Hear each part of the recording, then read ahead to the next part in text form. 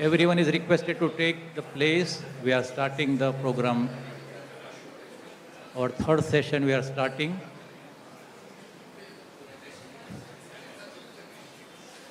Panelist is requested to take a seat on the stage.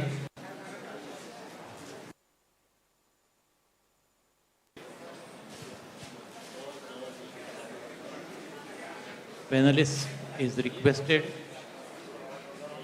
to take the seat on the stage. Our third session, the topic is Pursuit of Scientists, Discovering Wellness and Happiness for Humanity. And pursuit, as per Vedic study, discovering ultimate happiness.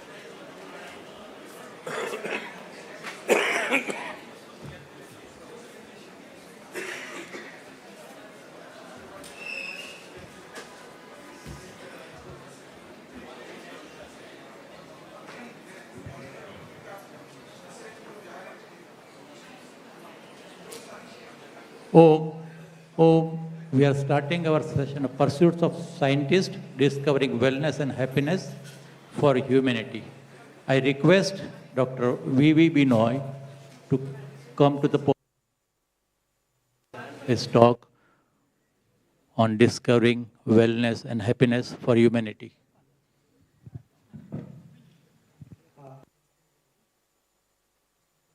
Swamiji and Cecil sir for inviting me and giving me an opportunity to talk to you people. So generally, we from the scientific community speak with laptop and PowerPoint. So I have kept it in my mobile phone. So I am not copying anything. I am taking an anticipatory mail. So one thing, the topic is, as you know, is very, very complex.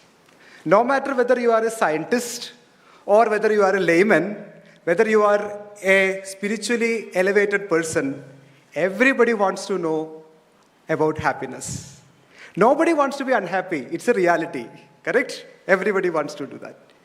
So as a psychologist by training, generally we start our sessions with a small experiment which you can do with your mind.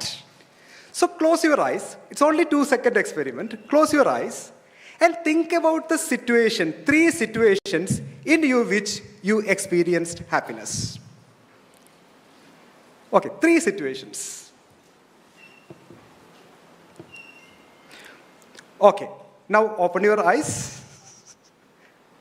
Do you think the person sitting next to you have a similar experience? No, correct? Do you think how many of you in this group may be having the same experience or same moment through which you have gone through? Very less, correct? But you know that they also have gone through a condition of happiness, correct? So that is one of the biggest issue we are facing in happiness research also. Because you cannot get an objective analysis of this thing. Everybody has different experiences. Everybody has different knowledges about their experiences. And everybody is experiencing happiness. But at the same time, people will say that we are a little bit different. Or ours is something unique.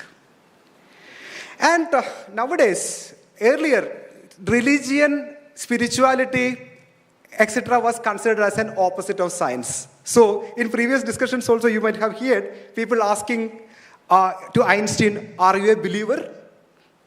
People asking to any scientist, when we go to the discussions also, they will ask, do you believe in God? Earlier, it was considered as 2 different systems, or even rather as an opposite systems. But the scenario is changing now. The scientific community has started accepting this spirituality in 2 ways. One is, there are studies, scientific studies, recently conducted scientific studies shows that people who are religious or follow spiritual path live long. There are papers, get more good measurements of well-being, and they are happy in their life, which everybody wants to. So even science is now trying to understand using the methodologies of science about the religious practices, and the journals like Scientific American is publishing something like, is there any science in religion? And most interestingly, you may be interested to hear that I was just discussing with Sir. If you go to Royal Society of London, Royal Society's page, YouTube page, you will see that generally there is a discussion happens where Michael Faraday used to give the lecture earlier. If you go to the channel, it is publicly available, you can see that around 3 months before, a lecture by somebody with the title Islam and Science. The same place where science and religion was considered to be opposite things, where Faraday used to discuss, you can see a theologian discussing about these things. So trend is changing. So scientific community is accepting more the traditional knowledge and wisdom, and they are ready to exchange for the knowledge. So I am coming from the biology background, not much trained in Sanskrit or traditional knowledge. So I will give some idea about how scientific enterprises considers happiness and well-being. Then I will tell you some of the challenges which humanity as such is going to face connected with well-being and happiness in the near future. And we can see how the traditional wisdom can help us to solve that kind of issues. So there are mainly, in biology we ask, everything is analyzed under evolution. There is a very famous statement itself which states that if you don't analyze something under the lens of evolution, that does not make sense for a biologist. So since the topic given is the happiness and well-being of the society, we ask with a simple question, are animals feel happiness and well-being? If so, there are around 3 lakh species of animals. Are they feeling the happiness and well-being in the same way? And when you talk about animal consciousness, is it like human consciousness? Does animals has a self that can experience consciousness? So in this discussion, I will be throwing more questions because I also don't know the answers. So study shows that the first theory, which talks about hedonics theory, which states that it's a state of mind. Happiness is a state of mind. So people explore that in animals as well as human beings, and they found that animals has the idea of pain and pleasure, which brings another question, what is pain? So in biologically, pain is different from the noxious response you show. So International Association of Study of Pain says that pain requires a subjective experience of that, a term which is more discussed in theology or religion and all that. If there is no subjective experience, that will be considered as something which is like a noxious response. So many contexts, people suggest that animals can have noxious response, but we don't know about whether they have a self or proto-self, so they cannot be experiencing the same pain like we do. And even people compare, when they compare, in biology, another technique is to compare their nervous system with that of our nervous system and the chemicals produced by our nervous system, and to see whether there is a neural or biological signature which is present in an organism with mind and consciousness, which I know that is a human being is present over there. But you get this similar, not same, kind of mechanism even in fishes. So today, just 5 minutes before, one of my friends shared an article published in Guardian asking, can fish feel pain? So it's getting a lot of attention. And as you know, this animal pain, animal happiness, animal well-being is a big area in animal rights.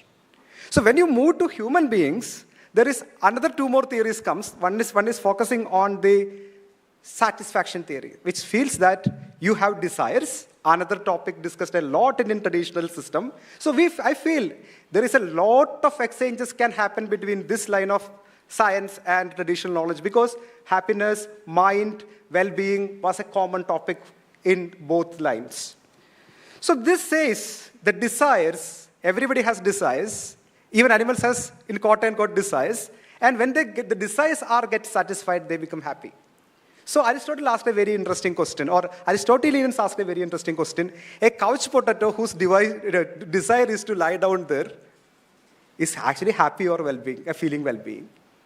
So these people suggested it's not like that. There are humanistic values which everybody want to achieve. Until and unless you achieve that, you cannot neither have happiness nor have well-beings. So, but these theories are going a lot because in science there is another issue. In many contexts, that is a fight between subjectivity and objectivity. So like you people experienced, all of you know that you are happy, but you don't think your happiness is same to that of other person's happiness. Even if you take a data, that is one of the loopholes as scientists we are facing, is the tremendous individual variation in the data. So handling that is not easy with the current, many of the existing laws. You may know handling even the non-parametric data in a mathematical equation or a statistical equation, how it is difficult. So that is becoming one area where we can learn a lot from them, as well as exchange a lot and understand how to handle this much data. Just moving from case studies, where you talk about one person and his or her subjective experience, to the objective analysis of the system. And you know, this has a lot of political angle also, because National Happiness Index, National Wellbeing Index, everything has a political angle also. So this is an area where it is being manipulated, changed, designed, decided, everything. So where we need to come out with an area where we have come out with concrete definitions, like Sister Sir was saying, like Swamiji was saying, concrete definitions, and where we can come out with the points which nobody can negate. I am again copying from Swamiji's discussion. And one more point, which I liked when we had a discussion of us before we started the meeting, was Swamiji was talking about something called collective. Even the website contains the collective. Even people have started discussing about collective happiness and well-being, not only at individual level. So there are very recent studies which says that earlier you were an individual organism. Biology and psychology were considering as an individual organism. Now they talk about something called superminds. Superminds means, this is a supermind, multiple minds working on a simple problem to solve it. It brings diversity, it gets the benefit of diversity, and ultimately it may give more happiness. So the last point I want to discuss is, in his discussion, Dr. Mrityunjay suggested about virtual reality and all that. So our happiness is not stopping at our level or our group's level. It is going to the level of virtuality now. People are talking about happiness in digital twins, happiness of a robot. And even what happens that there are studies which shows that people who live with machines for a long period develop human-like feelings for machines. And when the machine gets damaged, they get the feeling of pain, agony. Again, well-being has to be redefined by taking the ideas from different systems so that we may be able to get the happiness and continue our well-being. And last point, this is becoming further important in the context of climate change. Because one of the things which is going to affect the people is their happiness and happiness and well-being. So even there are studies. One of my group itself is trying to understand how traditional knowledge like martial art. India has a system of martial art traditions. Like I'm coming from South, so we have a martial art tradition called Kadari, which actually tried to strengthen people from inner side and come out with a system to at least avoid the mental and physical pain. So we are trying to understand how these traditions, which is that much old, came out with the techniques which can be used for keeping a group of people at least well-being and healthy. So in the future, we need to continue this discussion, and I hope one day we will be able to come out with a solution how to become happy and how to make the entire society happy and well-being. Thank you. Thank you, Dr. Binoy. Now on the same topic, I request Dr. P.N. Ravindra to present his view on happiness and well-being, a perspective of science. Namaste. My salutations to all the monastic people who are on the stage and my dear friends and colleagues.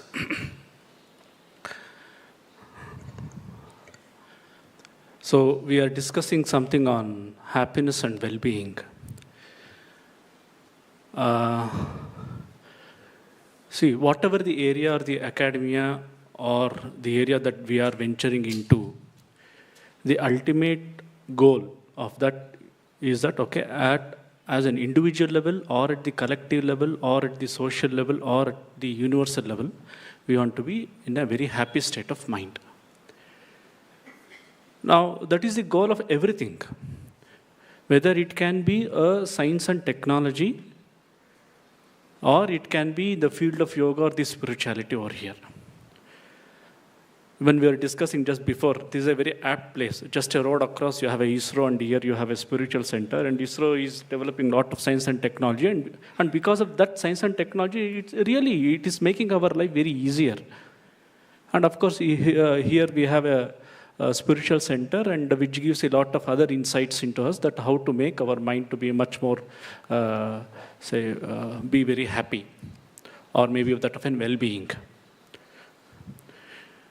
Now, when it comes to, say, mind, consciousness, or the behavior, I want to present, say, my ideas. I have not prepared, but whatever comes to my mind as a free flow, I'll share. That, see, our mind-body complex is a must for us to acquire knowledge or to have an experience. Without this mind-body complex, we cannot even perceive anything, or we can't experience anything, nor we can't have any knowledge, acquire knowledge or anything like that. Even though there can be many philosophical debates about the definition of consciousness, where is consciousness, or is it universal, is it outside, inside, whatever it is. But me as an individual, if I want to acquire knowledge, if I want to have some experience, whatever may be the experience, from a mundane experience to high spiritual experience, my mind-body complex is a must. Once this mind-body complex goes, or one day we die, we don't have that as an individual, I don't have any such experience at all. So that is the framework in which today the medical science or a neuroscience is approaching. If I want to assess anything in this mind-body complex, I have a methodology to do it. I have a way to assess it, and I have a way to analyze it. There may be flaws in the methodology, but there is a scope of a lot of improvement. So therefore, whatever may be the roots of well-being or the happiness that we follow in our life, it has an impact on my mind-body complex, which can be measured, which can be quantified to a certain extent. So there is some other questions also. Can you quantify the personal experience? Inferentially, yes. To a certain extent, yes. Can we do something, an objective, say, correlate of some subjective experience? Correlationally, yes. As far as the causality it comes, of course, again, it depends on the many other, methodological design. So this first point is what that I want to make it very, very clear, that we have, say, we are talking about happiness and well-being. Is there a difference between the two? Yes. Happiness is one particular state which brings out very naturally for me. Suppose I feel very happy, I have a good food to certain people. Now just Dr. Binoy asked, okay, you imagine, what makes you very happy, right? For few people, some intellectual discussions, it may be very happy. For few people, just chatting, they feel very elated and they are very happy, right? So everybody of us, we have certain other things to feel very happy. But well-being is much beyond happiness. That we need to understand. Well-being is a trainable component. Happiness is that naturally that comes, okay, whenever I have an intrinsic affinity for something. I have an intrinsic affinity for food. When I have some food, I feel very happy. That's all. I have an intrinsic,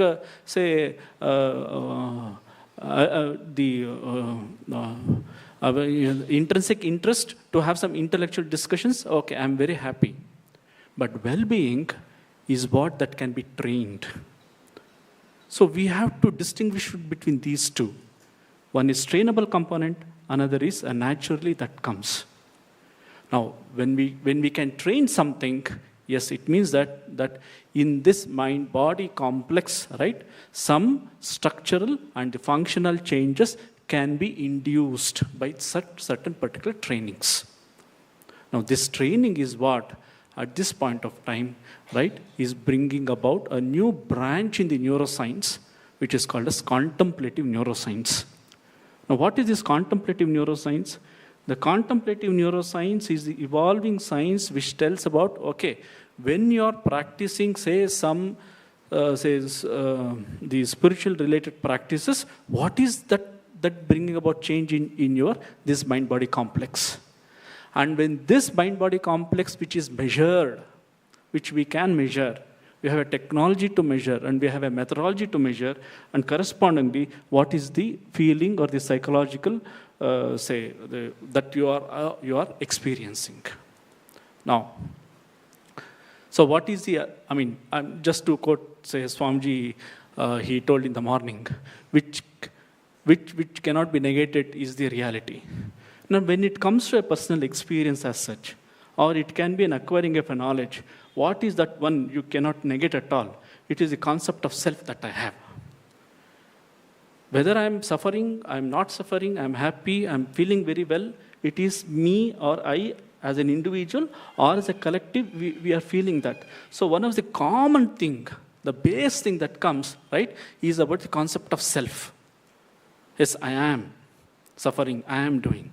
Now, the whole thing about feeling of happiness or the feeling of, well-being, in the neuropsychology, in the neuroscience, is to understand, to train ourselves, how is this the concept of self, okay, that we have acquired through our social interactions, or maybe with my own narrative self that I have built upon, say, my mind, of so many other things.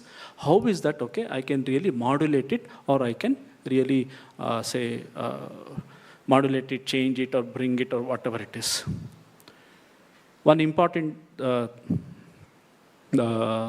thing generally which is described, say, in the text, say, is about, okay, you feel very, very happy when you are in deep sleep state. You go to deep sleep state, you feel very happy. Why? When you get up in the morning, I feel, okay, I had a very nice sleep, wonderful sleep, right? But how do you report? Who is reporting that I had a very nice sleep, I had a very good sleep? What is it? Is it a memory that you are reporting, that I have a nice sleep? So if at all, if that is a memory, what are those components that is there in the deep sleep that forms that particular memory, where in the morning when you get up, you feel, okay, yes, I'm feeling very happy, I'm feeling very blessed, right? Okay, now, so therefore, what is at this point of time the neuroscience is approaching to understand this science of well-being or a science of happiness is of multiple things. One is purely from the psychological perspective. Now, what is this from the psychological perspective? So psychological perspective, so we have so many called psychological styles. Okay. Now, psychological style is a universal style. Means, I can say, for example, it is almost synonymous like sattva, rajas, and tamas, where we have sattva, rajas, and tamas as a combination in us that makes a personality or and the combination of whatever the guna that is predominant, so will be also the subtlety of my experience. So similarly, we have something called psychological styles. 6 predominant psychological styles has been recognized. Now, is it only 6? No, it is not 6. There could be many other things. But why this 6 psychological styles has been recognized is because their underlying neural mechanism is very well known. What are those? Say, for example, attention. Attention is one of the important skills that needs to be developed, okay, for well-being and also for unhappiness. Can we measure attention? Yes. Behaviorally, yes. Psychologically, yes. Neurologically, yes. We can measure attention. The second option is self-awareness. Now, what do you mean by that self-awareness? Suppose there is any fluctuation that is happening in my mind. Can I metacognize and recognize that? Yes, I am getting angry. I should not get angry. Yes, let me make my angry very less or whatever. Say whatever it is. That is a metacognitive ability. Is this trainable? Yes, it is trainable. Attention. Right? Metacognitive ability, that is your self-awareness, is the second emotional style, where you have a very specific neural circuitry, that happens in the brain and which can be trained. Right? And also we have sensitivity to context. Now, what do you mean by sensitivity to context? That comes, now what Dr. Binay told about the collective, the happiness or that of a consciousness. Right? So, when I'm in the collective thing, whether my mind ability or my cognitive ability is very sensitive enough to understand, right, the other's mind or other's perspective. Have I developed that particular cognitive capability, right? So that is the third style. So similarly, we have 4 or 5 such psychological style, right, which has been developed, which can be measured and which can be trained. Now, why understanding this is very important for us? Understanding this is very important for us, where these neuropsychology, the neuroscience of happiness and well-being can come as a universal structure for training. Right? You can take that into an educational system, you can get into an organizational system, you can get into any of other particular system. Now, do we have any such parallels? Yes, we have so many such parallels. Now, what are those parallels? If you look at the brain is organized in a very, very, hierarchical way, right? Hierarchical way. Now, I can relate, this 5 hierarchical ways, for example, for Panchakosha. Panchakosha we have, right? Annamaya Kosha, Pranamaya Kosha, right? Manomaya Kosha, Vijnanamaya Kosha, and Anandamaya Kosha. Otherwise, also it was called as like Annamaya Atma, Pranamaya Atma, right? Manomaya Atma, Vijnana. We have this. Now, if you look at from neuropsychological perspective, at every level, there is one concept of self that is there as an individual. At bodily level, I think, okay, I am like this. At the intellectual level, I think, okay, I am like this. At emotional level, I have my own perception, I think I am like this, right? At every level, okay, you have my own concept of self that is coming. Do you think that we can map in the brain? Yes, we can do it. today we have the methodology and the techniques to say that, okay, fine, at my bodily level, so which are the structures, okay, that can be related and which can be mapped. At the cognitive level, which can be mapped. At the emotional level, which can be mapped. Now, when do we say, I'm trying to say combine both from the philosophical perspective and also from the scientific perspective, how is that we can really postulate something like happiness or that of well-being, right? Now, the concepts is, philosophical concepts is very clear.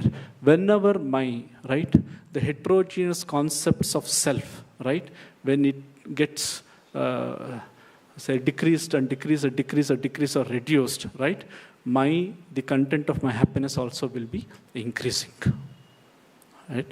And correspondingly, right, whenever we get trained in this direction, yes, we can see corresponding changes that can happen in the brain also.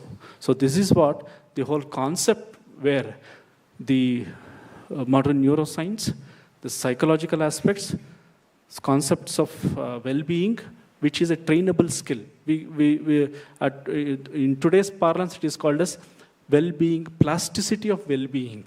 You have to understand the word plasticity here. Plasticity we call neural plasticity. Neural plasticity is that, okay, we can change the structure of my brain and the connections of my brain the way it is needed.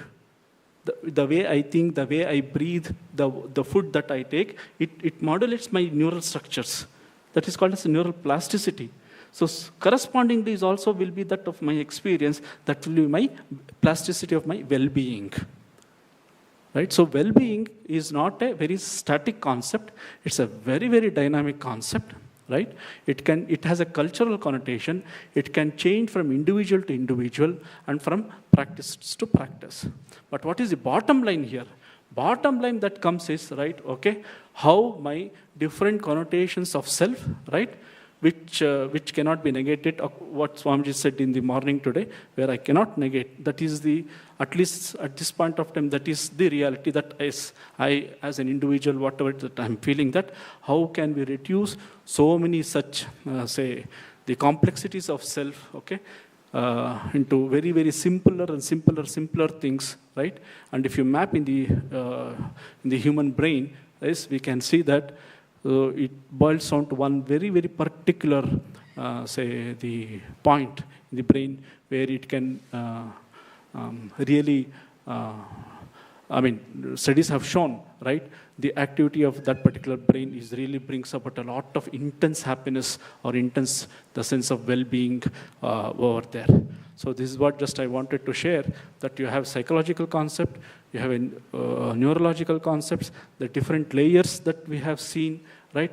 It can be mapped even to certain extent at in this our mind-body complex, and this has a lot of practical implications. So at this point of time, where it can be trained, right? Especially, right, for our youngsters, and where we need such science to be taken forward. Thank you. Thank you, Dr. P.N. Ravindra. We listen both the scientists, their view about happiness and well-being. Now I invite Swamini Dhanyanandaji Saraswati to present her view. What is ultimate happiness?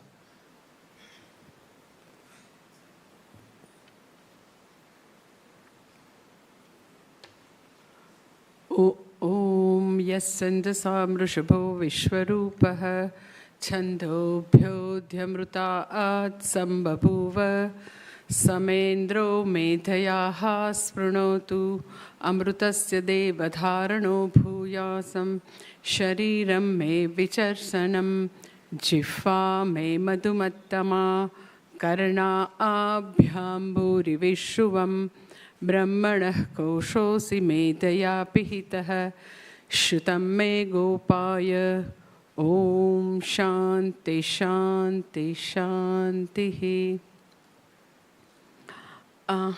Namaste to all. Namaste.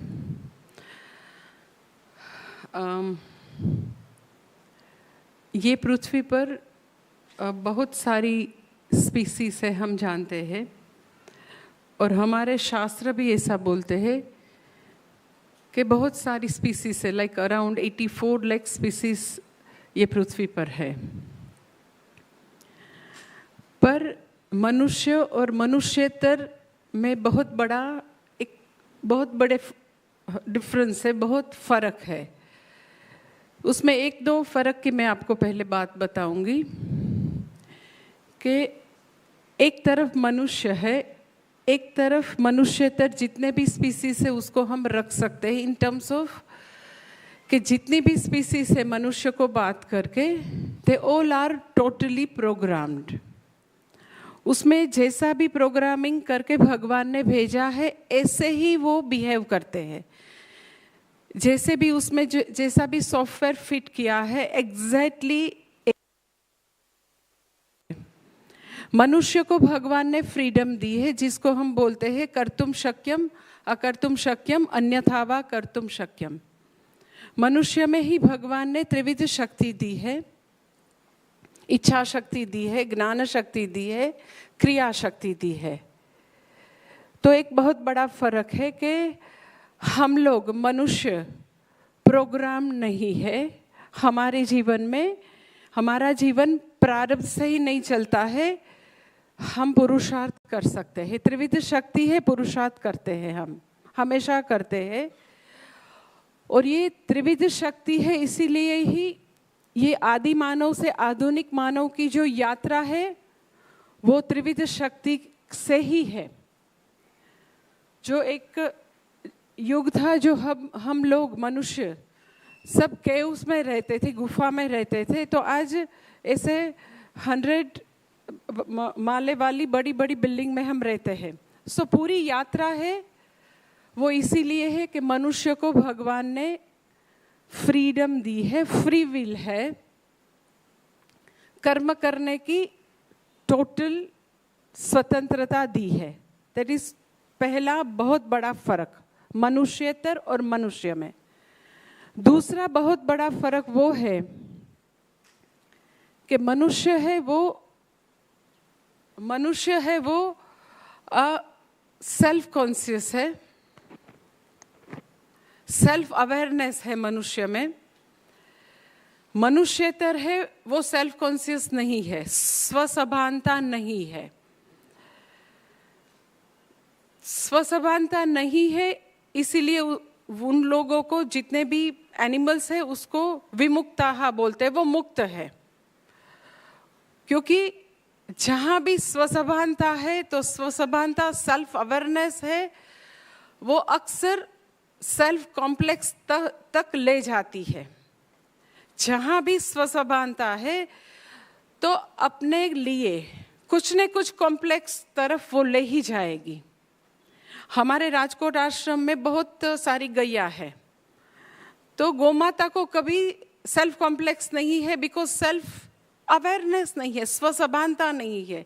स्वसभानता नहीं है तो आज तक आपको मालूम है कि कभी गोमाता के ब्यूटी पार्लर खुले नहीं है।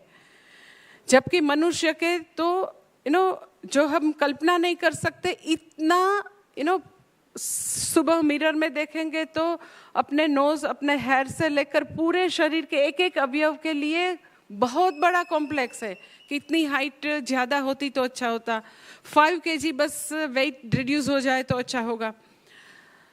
तो सेल्फ अवेयरनेस है तो सेल्फ कॉम्प्लेक्स है वो इनएविटेबल है, वो होगा ही होगा।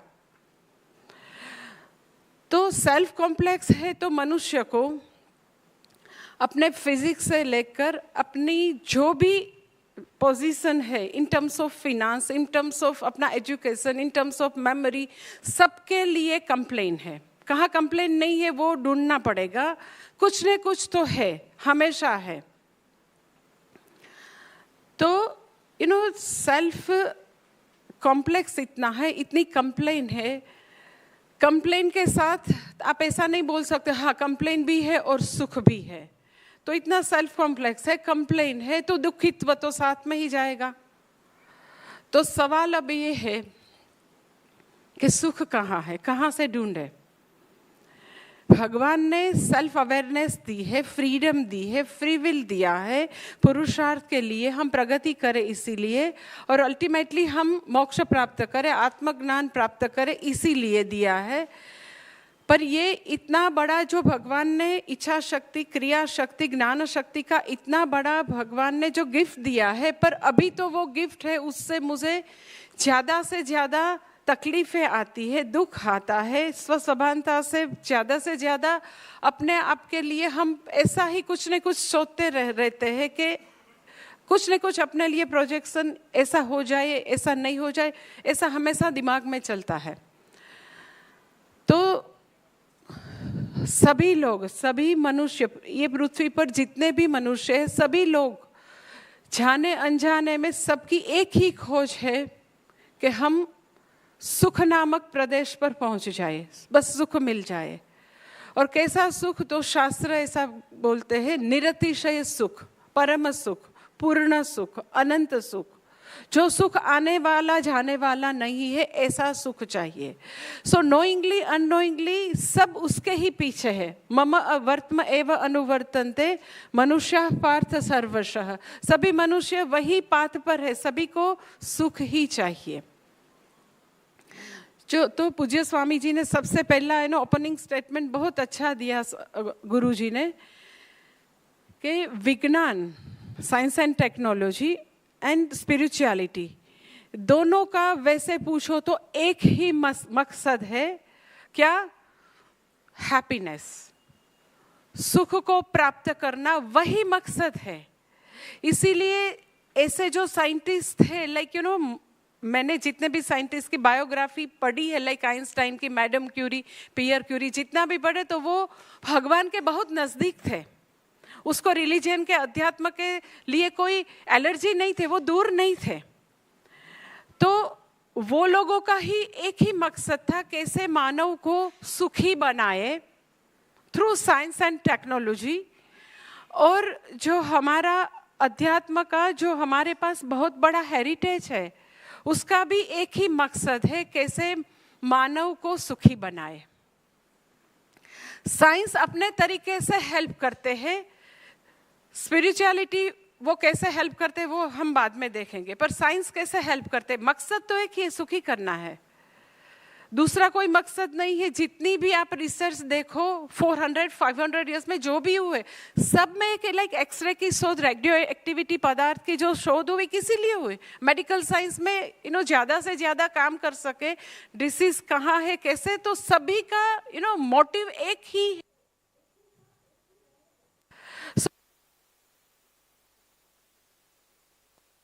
साथ में ही के साथ जी पढ़ने साथ में ही चलते हैं।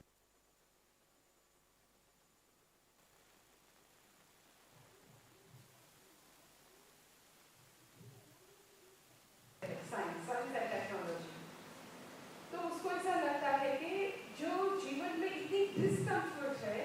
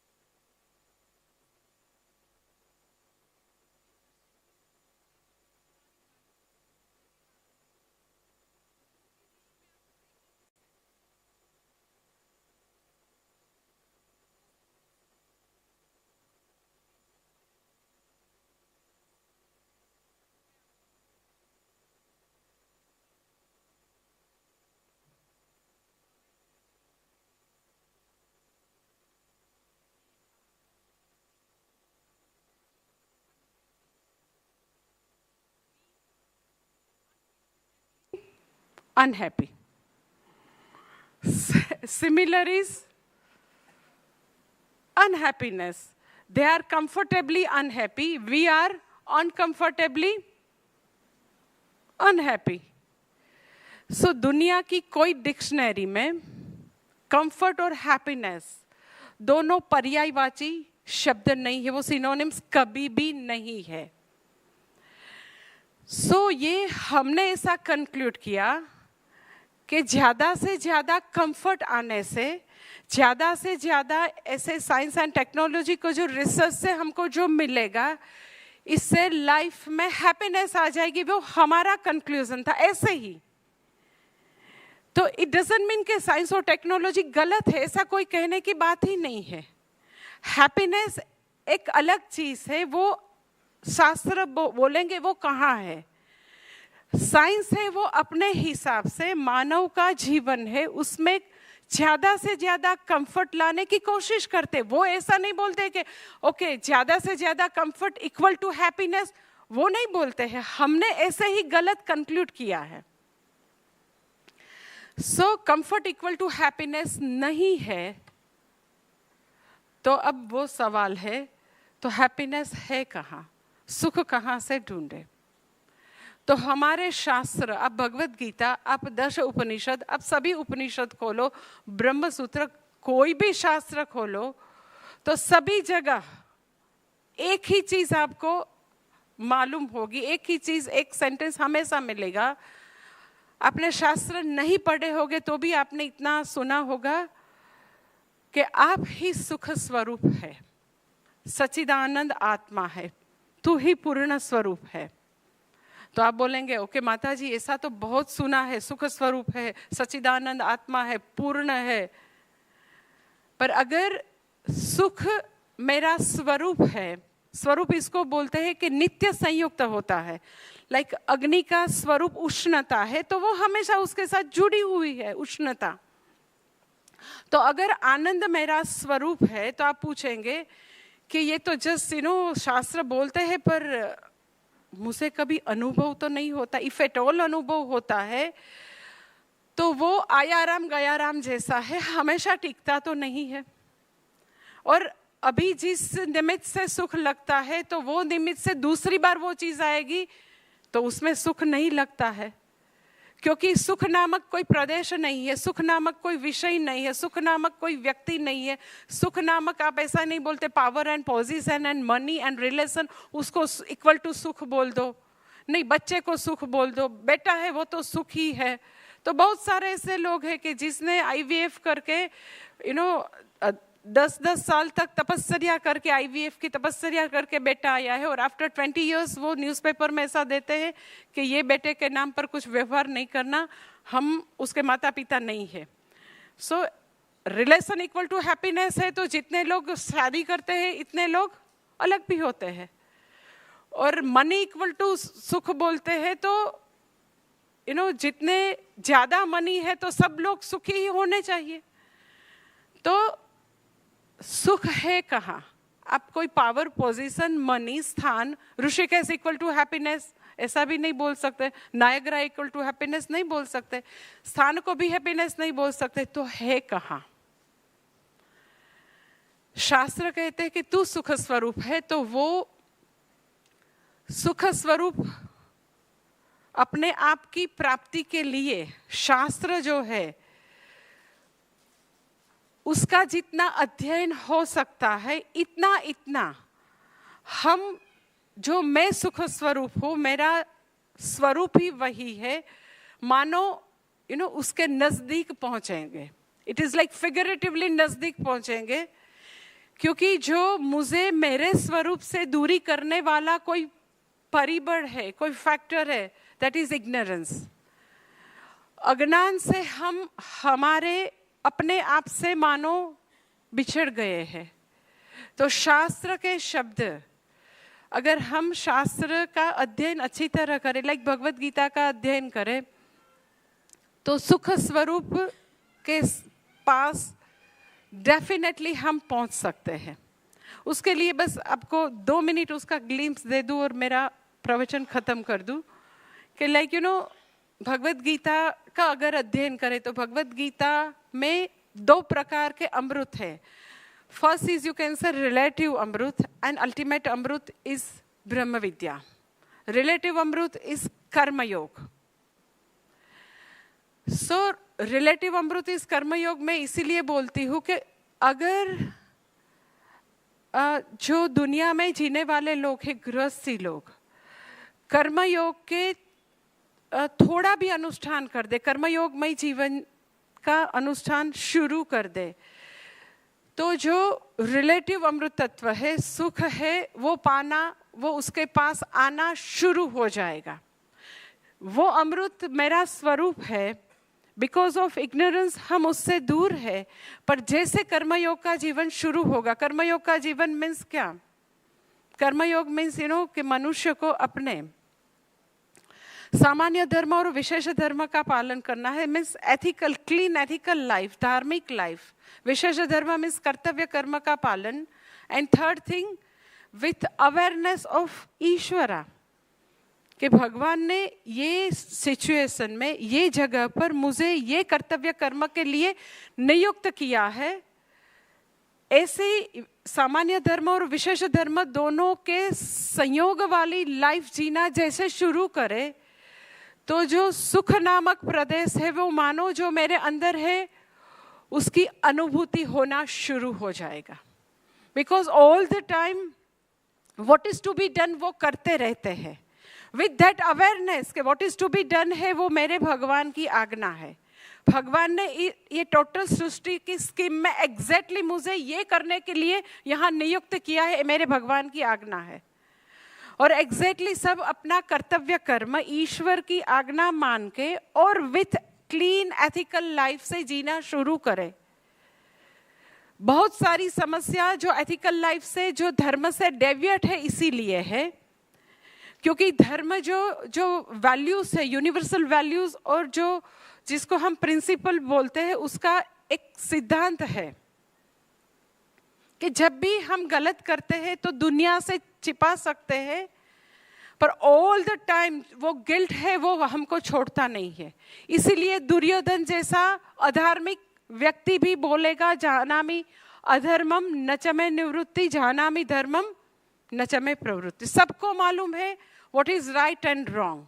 So all the time if we confine with dharma, with ethical life, तो अंदर का सुख है वो मिलना शुरू हो जाएगा. एंड उसके बाद अपना कर्तव्य कर्म, ईश्वर की जो सभानता है, ईश्वर मुझे ये कर्म में प्रेरित कर रहे, वो विथ अवेयरनेस ऑफ दैट ईश्वरा जो पूरी सृष्टि में कण कण में व्याप्त है, तो हम सुख नामक प्रदेश में जो हमारा स्वरूप है वहाँ हमेशा पहुँचेंगे और वो सुख की अनुभूति जीवन के सभी कर्मों में होती रहेंगी. ओम तत्सत. बहुत बहुत धन्यवाद माता जी. अभी यही श्रेणी में we will have a next speaker, Swami Mitranand ji, to present his views on ultimate happiness as per Vedic study. Swami ji. Checking. Volume, please. Audible? Clear? Sri Gurubhyo Namaha. My salutations to everyone present here. Pranam, good evening. We're almost there, that's why. How many of you were unhappy from morning? Please put up your hands.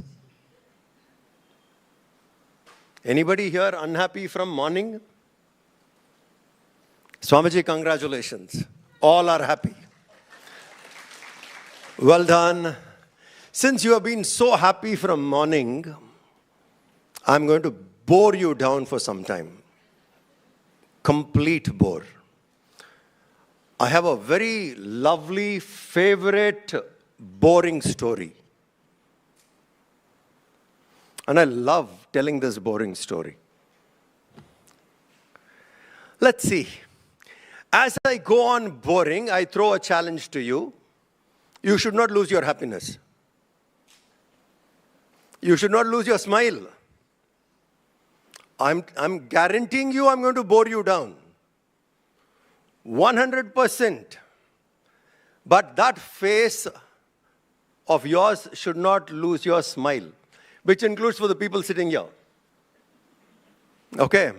Cameraman, stay alert. Just see which face is not smiling. Because we are talking about happiness, okay? There was a little boy. He was walking with his grandmother. And as they walked, they entered a huge palace. Big palace. And palace had 100 rooms. The boy entered the first room. And the room was empty. And his grandmother also came. The room was totally empty. They entered the second room, empty. Third room, empty. Fourth room, empty. I told you I'm going to bore. And there are 100 rooms, okay. Fifth room, empty. See, watch who's not losing their smile, okay. Sixth room, empty.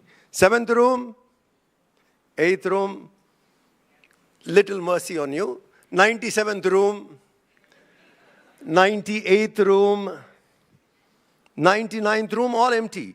Room number 100, there was a bed, cot.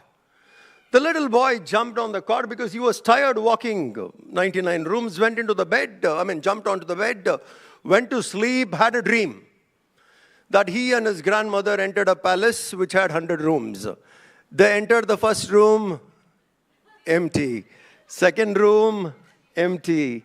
Third room, fourth room, 97th room, 98th room, 99th room. The story is not ending, okay? Room number 100, and there was a bed. The boy was tired. He got into the bed, went to sleep, had a dream. He and his grandmother entered a palace which had 100 rooms. I'll stop here. Thanks for that smile. Now, friends, staying happy is our nature. No matter what comes to us, we need to be happy. And this is what the scriptures say. There are two levels. My guru used to say, Swami Chinmayananji, he used to say, Gurudev always said, there is standard of life and standard of living. The focus should be on standard of life, quality of life, then the quality of living. Living is with comfort, as the Swami Amma was talking about. The more comfort doesn't mean you're more happy. So standard of living goes into the area of more and more comfort. Standard of life is you may have comfort, you may not have comfort. If there is standard of life, you will be happy. So this standard of life is what we need. Because though our nature is happiness, to get there is a long distance. Our real nature is happiness. But to get there, it takes long time. So what should we do? Most of the books we read guide us how to live. How to live here so that I am mostly happy or I live from happiness. There's a difference. Seeking happiness and living from happiness. Wanting happiness and I live from happiness. Let's live in this world from happiness, not for happiness. For happiness, the absolute Paramananda will come to us. So to live from happiness, most of the books guide us. In fact, some of the books, if you see, like Brahma Sutra itself, the first line itself says, Athatho Brahma Jignasa. The word Athatho. Thereafter. The starting of a book says, thereafter. Now onwards. The opening line can't be that way. Means, I have seen life already. I have gone through various things of the life. I have seen in the outer world and I was seeking different things. I did get my kind of joy there, but it was not fulfilling forever. Having experienced the world sufficiently, having seen it sufficiently, now let me inquire deep within. Because that happiness which I was getting from the world did not make me happy. Because it got me joy here and there, but did not give me that kind of an happiness. Therefore, let's look into another direction. This is where the scriptures guide us. Saying you need to adjust few things so that you can naturally be happy while living here and you reach your goal called absolute happiness. That's why after seeing everything, there are people who turn. Because all of us are born, we are born ignorant, we go into the world, we think if I get something, I'll be happy. So many reasons we find to be happy. Go to school, happy. Anybody, actually? Go to school and you're happy?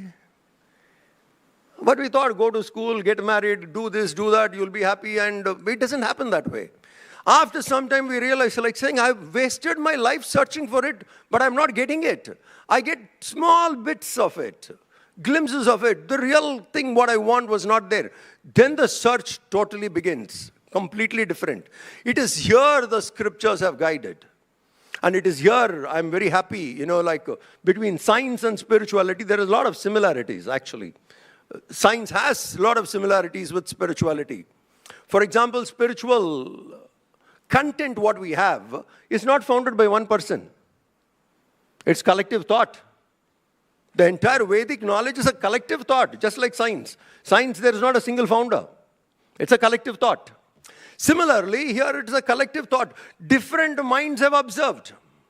Some have understood in their seat of meditation what is downloaded, and others have discussed. But you need to put it out there for everyone to discuss and then accept.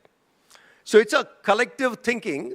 And this collective thinking have analyzed it, and many masters who have come that way have pointed out very clearly that what you need is you have to look within and you have to readjust few things.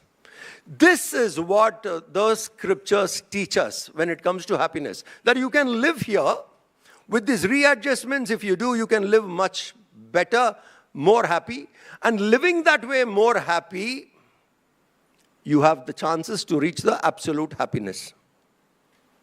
So to live happy, like earlier we just heard, prarabdha and purushartha. We need to be trained when we live here, no matter what life offers us. On that we have no choice. Life can offer various things. The science has to realize that. We do not know. Life can offer us hundreds of things. What life offers, on that we don't have a choice. How to meet what life offers, we have a choice. Please think. What comes to us, on that we don't have a choice. That's prarabdha, it will come. Good things can come, not good things can come. But how I meet what I meet is my choice. Many of us don't use that choice. Here is the only choice, not on what we meet. How we meet, we have a choice. That has to be strengthened. The books at the early stage for a seeker indicates all this. Krishna says so clearly in chapter 2 of the Gita, Prasade sarva dukkhanam. Get all the, take what comes to you as prasad, and in that thought, your sorrows will get destroyed. Whatever comes to us is the will of the Lord.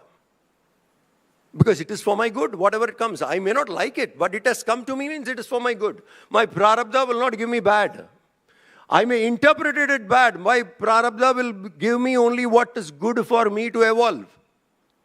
So when something comes, I accept.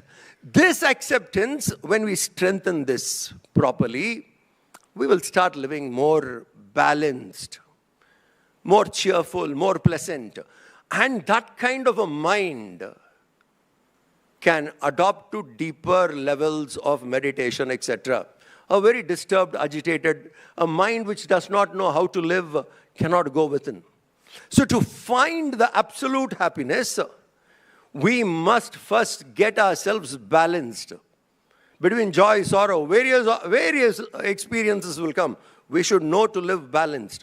If we can manage that well, from that balanced state of mind, happiness is not far. Absolute, ultimate happiness is not far. This is where the Purushartha takes us to. That in various things life offers, let us be that way.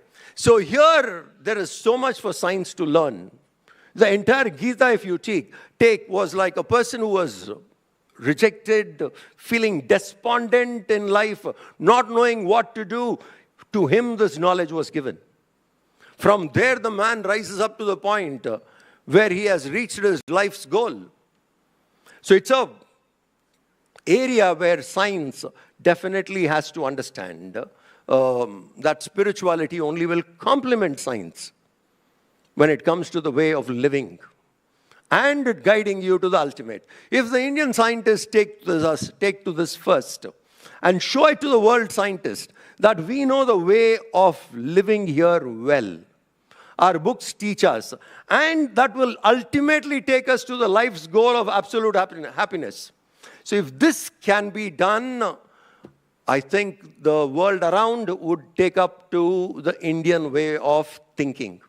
So scientists, you people have a bigger responsibility in just demonstrating to the world that when we live here, we know to live life balanced. Our books guide us. From there, we can go. Then that means we have made a big difference and a big statement to the world outside that the way to live well, we have mastered it. And the meaning of life, Dharma, Artha, Kama, Moksha, the absolute happiness which you reach finally, is something which we have arrived first on it. The difference between Bharat and other nations, if you see, Brahma Vidya, we are the custodians. Other nations don't have it. So the scientists who the world looks up to have to realize that Brahma Vidya, which leads you to the absolute happiness, we are the custodians of it. It is our responsibility to show the world that you can live well here and you can lead your life from living well to the absolute happiness. Last point. You want to go out from here happily? A simple thing. How many times you must have been happy in life from childhood? How many of your wishes, desires, all must have been fulfilled from childhood? Can you count? Is it possible? That means the Lord, how many times He has blessed you with so many opportunities to be happy. Think. So which is more? What you missed in life or what you received in life? Which is more? What I missed in life, is that more? What we actually missed in life, if you see, there could be 5, 10, one hand you can count probably, or 2 hands maximum. But what you have gained is abundance. And what we have missed is hardly anything. You know why we are unhappy? We remember more what we missed. And we forget what the Lord has given us all the while. So if you people can rate your life 1 to 10 on what you have received, I'm telling you, most of us would say 8, 9. 8 or 9 out of 10 is a great life. Remember what we have received in abundance. Prasada. We will stay happy. Thank you very much. Thank you, Swamiji. We all have listened, all 4 erudite scholars. मैं अभी परम पूज्य शास्त्री श्री माधव प्रियदास जी से विनती करूंगा कि वो अपना वक्तव्य दे और वही यही श्रेणी में स्वामी जी बोलेंगे अल्टीमेट हैप्पीनेस। पूज्य स्वामी जी।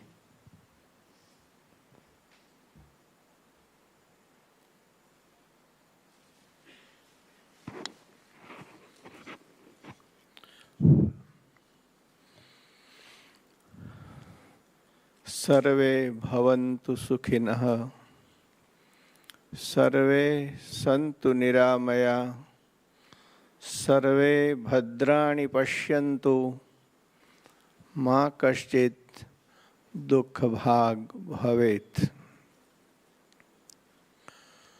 पूज्य स्वामी परमात्मानंद जी महाराज, पूज्य कृष्णमणि जी महाराज, पूजनीय प्रिय मित्रानंद जी महाराज, आप सभी वैज्ञानिक बंधु, मेरे प्रिय रामनाथ जी, और आप सभी को मैं प्रणाम करता हूँ। सुख की चर्चा चल रही है। मैं जब प्रवेश कर रहा था तो पूज्य धन्या जी बहुत सुंदर बातें कर रही थी। धन्या जी को हम तालियों से धन्यवाद देंगे। स्वामी मित्रानंद जी ने भी अल्टीमेट हैप्पीनेस की बात कही है। आपने राम ने अंग्रेजी में कहीं बहु पल्लो पड़े नहीं, अर्धु समझे ने अर्धु ऊपर थी जाए, એટલે અડધી હેપીનેસ ને અડધી સફરિંગ ને સોરો।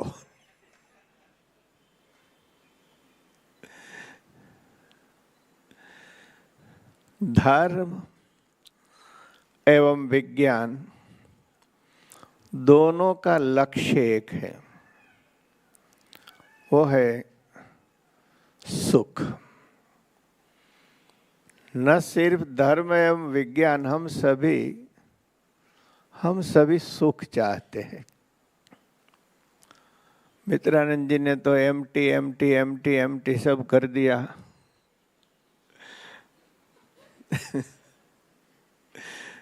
प्यारे मित्रों, शास्त्र में लिखा है, प्रयोजनम विना मंदोपि न प्रवर्तते।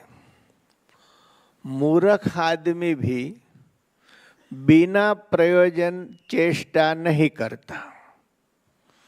एक पागल डॉक्टर के पीछे दौड़ा तो डॉक्टर को लगा कि मुझे मार देगा, तो डॉक्टर भागने लगे। भागते भागते कहीं पलंग के नीचे छिप गए। पागल ने वहां जाकर के पैर को छुआ और बोला, कितना भी भागो, मैं छूना चाहता था, छू लिया। अरे यार, पहले कहना था ना कि छूना है। हम सुख के लिए दौड़ते रहते हैं। सभी का ध्येय सुख है। मिलता किसको है वो तो राम जाने और ये परमात्मा जाने। खोजते रहते हैं। एक बड़ी प्यारी कथा है, मैं थोड़ा आपको हैप्पीनेस दे रहा हूँ। और ये कथा वैशाख नंदन की है। वैशाख नंदन जी कौन व्यक्ति हैं वो आप बाद में सोच लेना।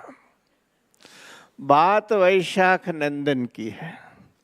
उसका नाम जोली था, उसके मालिक का नाम डोली था। जोली बड़ा आलसी था, वैशाख नंदन चलता ही नहीं था। लेकिन वैशाख नंदन को हरे चने बहुत अच्छे लगते थे। तो डोली ने सोचा, इसको यदि दौड़ाना है तो हरे चने काम में आएंगे। तो बाम्बू लिया। वैशाख, समझ गए, वैशाख नंदन गधे का नाम है वैशाख नंदन। तो वैशाख नंदन के पीठ पे बांध दिया। आगे के भाग में थोड़े हरे चने रख दिए। जब चना देखा तो जोली दौड़ने लगा, अभी मिलेगा, अभी मिलेगा। जैसे जोली दौड़ता है वैसे ही चने भी दौड़ते हैं। बांबू बांधा है ना। जोली विचार करता है कि it comes nearer and nearer but it stays far and far. ये हमारी दशा। गांव में वैशाख नंदन को हरे चने नहीं मिले तो वो सिटी में आए। सिटी में नहीं मिले तो अमेरिका गए।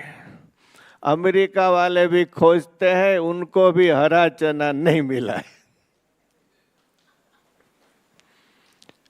प्यारे मित्रों, हम दुखी क्यों है? सुख से पहले हमें ये विचार करना है, दुखी क्यों है? हमारे शास्त्र क्या कहते हैं? हमारे शास्त्र कहते हैं, हमारे वेद उपनिषद कहते हैं, यह एतस्मिन् उदरमंतरं कुरुते अथ तस्य भयं भवति।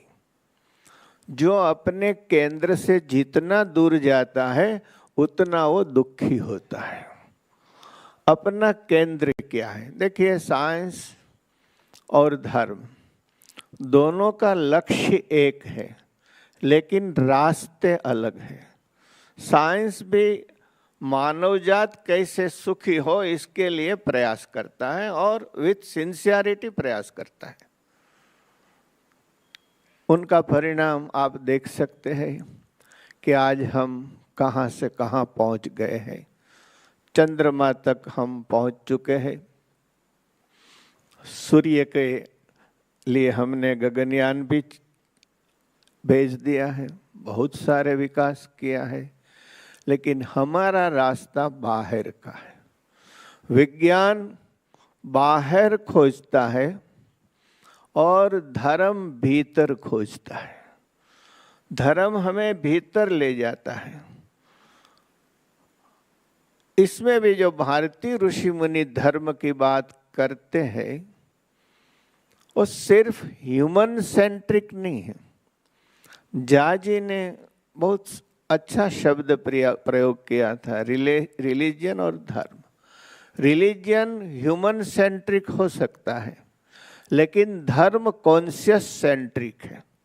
धर्म को व्यापक रूप मिलता है। धर्म ही सुख का रास्ता दिखाता है। तो कॉस्मिक कॉन्शियस सेंट्रिक होने से हमारी धर्म की व्याख्या भी बड़ी सूक्ष्म हो जाती है। हम शरीर से ऊपर उठ कर के प्राण तक पहुंचते हैं। प्राण से ऊपर उठ कर के मनस तल पर जाते हैं। उससे भी ऊपर उठ कर के हम बुद्धि तक पहुंचते हैं। इंद्रियेभ्यः परा अर्था अर्थेभ्यश्च परम मनः मनसस्तु परा बुद्धि यो बुद्धेः परतस्तु सः। भगवान कृष्ण जी कहते हैं कि जो बुद्धि से, न्यूरोसाइंस से जो पर है, जब उसको हम सेंटर में रख के बात करते हैं तो हमारे ऋषियों की विभावना देखिए कितनी बड़ी हो जाती है। सारे धर्म, मैं नाम नहीं लेना चाहता, कोई तो ऐसा मानते हैं हमारे डिवोटी ही सुखी हो, दूसरे को जीने का भी अधिकार नहीं है। कोई धर्म ये मानते हैं कि मानव जात सुखी हो, लेकिन ऋषियों ने सिर्फ मनुष्य तक सीमित बात नहीं की है। ऋषि कहते हैं मनुष्य भी सुखी हो और प्राणी मात्र सुखी हो, क्योंकि हर जगह एक ही आत्म तत्व का विलास है। ये हमारी धर्म की धारणा है। पशु पंखी भी सुखी होने चाहिए। दूसरी बात, हमारे ऋषि मुनि जो कहते हैं सुख ऑब्जेक्टिव नहीं है, सुख सब्जेक्टिव है। ऑब्जेक्टिव सुख जितना भी रहेगा, इतना ऐसा नहीं है कि सुख नहीं मिलता है। अच्छा खाने को मिलता है तो थोड़ा सुख तो होता ही है। प्यासे है, थोड़ा शरबत मिल गया तो बड़ा आनंद आ जाता है। लेकिन वो सारा सुख एक तो मोमेंटरीली होगा, क्षणिक होगा। मैं परमात्मानंद जी की तरह यह नहीं कहूँगा कि सब मिथ्या होगा, क्योंकि मुझे भी आज एकादशी है, कल पारणा में लाडू अच्छे लगेंगे, तो उसको मैं मिथ्या नहीं कहूँगा। तो मोमेंटरीली है, क्षणिक है। कंपटीशन से भरे हुए हमारे जितने सुख है, कितने कॉम्पिटिटर्स और कंपेरेटिव है। देखिए, उससे उसका घर है, उससे मेरा बंगला बहुत अच्छा है, उसकी कार है तो उससे मेरी कार बहुत अच्छी है। सोचा आपने कभी? उसको कार का सुख नहीं है, दूसरों से उसकी कार अच्छी है इसका सुख है। तो ये कार की मजा नहीं ले रहा है, कंपैरिजन की मजा ले रहा है। आप उत्साह से, वेग से, प्रेम से या प्रेम के नाटक से शादी कर लेते हैं। शायद धन्या जी ऐसी कुछ बात करती थी। शादी कर लेते हैं तो 5 साल तो सुख टिकता है, उसके बाद क्या होता है भगवान जाने और आप जानो। किसी ने मुझे पूछा कि आपका वैराग्य सुदृढ़ कैसे हुआ। मैंने कहा जब साधु हुआ तब उतना वैराग्य नहीं था, लेकिन इन लोगों की बातें सुनकर के होता है कि हे भगवान बचा लिया। तो सारे सुख ज्यादा टिकते नहीं, क्योंकि ऑब्जेक्टिव है। जो जितने भी ऑब्जेक्ट्स है वो स्थायी नहीं है, जितने भी ऑब्जेक्ट्स है वो मिश्रित है। तो कॉन्शियस परम तत्व कहेंगे वो ऐसा है, शेषा आनंदस्य मीमांसा भवति, वो आनंद का सागर है। यदि हम उनके पास पहुंच जाते हैं, भगवान ऋषभदेव अपने पुत्रों को कहते हैं कि हे पुत्रों, नायम देहो देह भाजाम नृलोके कष्टान कामान अर्हते विट भुजाम ये तपो दिव्यम पुत्र का येन सत्वम शुद्धेद यस्मात् ब्रह्म सौख्यम अनंतम। बाहर का प्रयास छोड़ो पुत्रों, भीतर जाओ। भीतर जो आनंद है, क्योंकि भीतर की चेतना सर्वव्यापी है, और उस चेतना के स्तर को हम प्राप्त कर लेते हैं, तब हम आनंद की पूर्ण महासागर को प्राप्त कर लेते हैं। तो हमारे ऋषि मुनि हमें परमात्मा केंद्रित, आत्म केंद्रित शाश्वत सुख की बात करते हैं। एक बात उपनिषद की बहुत महत्व की है। भृगु वारुणी जब अपने पिता से ब्रह्म ज्ञान लेने के लिए जाते हैं तो इतना सुंदर उपदेश दिया है, बेटा यो वै भूमा तत्सुखम यद अल्पम तन मर्त्यम। जो असीम है, जो संख्या से अतीत है, जो काल से अतीत है, जो स्थान से अतीत है, ऐसे परम व्यापक तत्व को प्राप्त करना ही सुख है। जहाँ तक आप अल्प में रमण करोगे तब तक आप दुखी ही होंगे। अल्प से ऊपर उठ करके, एक बात मैं आपकी ओर आपकी ध्यान दोहराना चाहता हूँ। हमारे दिल में प्रगति की इतनी प्यास क्यों है? क्यों हम चाहते हैं कि प्रोग्रेस करते रहे? क्यों चाहते हैं? इसलिए चाहते हैं कि हमारी स्थिति दबी हुई स्प्रिंग जैसी है और अपनी मूल स्थिति में जाना चाहती है। हमारा मूल स्वरूप असीम है। किसी भी कारणवश, चाहे उसको माया कहो, प्रकृति कहो, जो भी कहो, उससे हमारी स्प्रिंग दबी हुई है। और जब तक अपना मूल रूप प्राप्त नहीं करेगी तब तक हम इस प्यास से दूर नहीं जा सकते। हम प्रगति के इसीलिए विरोधी नहीं है। हर प्रगति हमारे भूमा स्वरूप तक ले जाने का रास्ता क्लियर करती है, तो प्रगति होती रहे। लेकिन भूलना नहीं चाहिए कि हम जब तक मूल स्वरूप को प्राप्त नहीं करेंगे, हम पूर्ण सुख का, अल्टीमेट हैप्पीनेस का अनुभव हम कभी नहीं कर सकते हैं। लास्ट में जब धर्म और विज्ञान की बात होती है तो हमें जरा वैदिक व्यवस्थाएं सोच लेनी चाहिए। वेद के 2 भाग हैं, ज्ञान कांड है, धर्म कांड है। हमें मिश्रण नहीं करना चाहिए। जब धर्म की बात होती है तो ज्ञान उसकी नींव है। भारतीय संस्कृति में धर्म की जो बात कही गई है वो ज्ञान की नींव पर धर्म की बात कही गई है। तो ज्ञान की जब चर्चा करेंगे तो साइंस की बात अवश्य आएंगी कि ज्ञान में क्रिएशन क्या है, क्रिएटर कौन है, कैसे सारी सृष्टि उत्पन्न हुई, उसकी आराधना कैसे करना है, ऐसा आराधना कैसे करना है बात आएगी तो धर्म की बात आ जाएगी। तो हमारा ऋषि मुनियों का जो धर्म है वो ज्ञान केंद्रित, इसलिए मैं कॉन्शियस केंद्रित ज्ञान धर्म कहता हूँ। धर्म और विज्ञान जब हम हमारी आचार संहिता की बात करते हैं तो मैं चाहता हूं हम समन्वय करें। जितने साइंटिस्ट बैठे हैं बहुत सारी प्रगति करें। मनुष्य जाति के कल्याण के लिए आज कितने कितने साधन, ये मोबाइल, कंप्यूटर, अब तो एआई की बात आ रही है, ये सारी बातें होती रहे।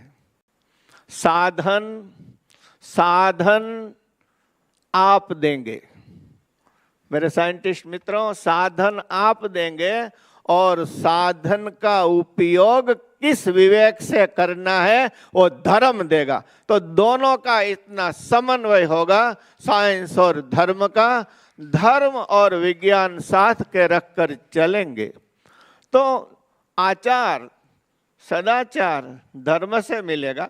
धर्म को आपके क्षेत्र में अतिक्रमण नहीं करना चाहिए और आपको धर्म के क्षेत्र में अतिक्रमण अवश्य करना चाहिए, क्योंकि इसलिए करना चाहिए कि साधन का सदुपयोग हो। तो सदुपयोग की बात, विवेक की बात धर्म सिखाता है। भगवान स्वयं नारायण उपनिषद में कहते हैं कि हे जीवात्मा, आत्मानं रथिनं विद्धि शरीरं रथमेव च इंद्रियाणि हयानाहु विषयास्तेषु गोचराः। ये शरीर रूपी रथ मैंने तुम्हें दिया है, तो साथ ही साथ तुम्हारी बुद्धि को सद्बुद्धि करो। 5 इंद्रिय जो अश्व है जुड़े हुए हैं, तो आप विषय भोग करो।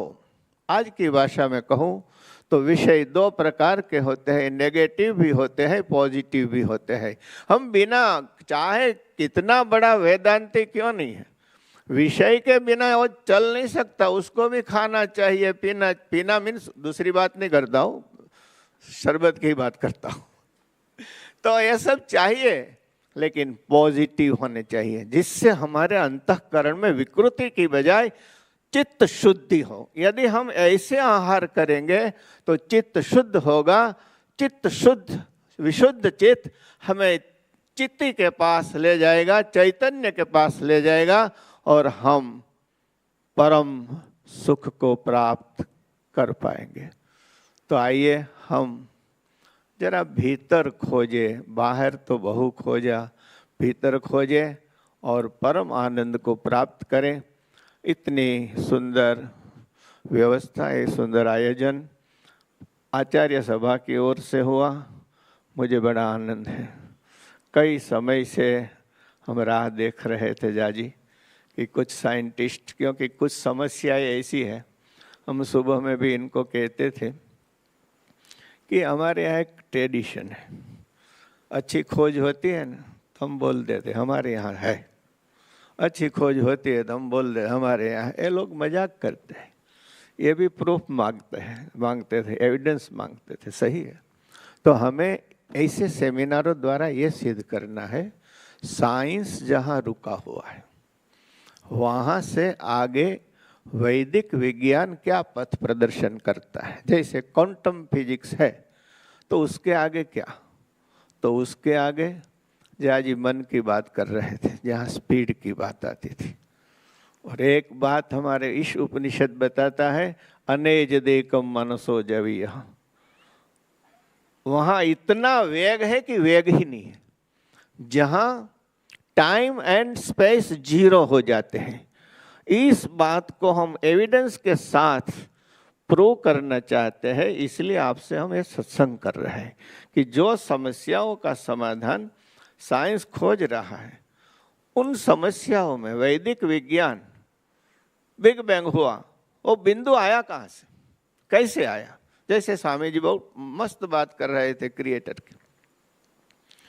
तो ऐसी समस्याएं हमारी नई पीढ़ी ये चाहती है कि ये काम साइंस नहीं कर सका है। जैसे न्यूटन जहाँ रुके, आइंस्टाइन आगे बढ़े, अब स्टक हो गए।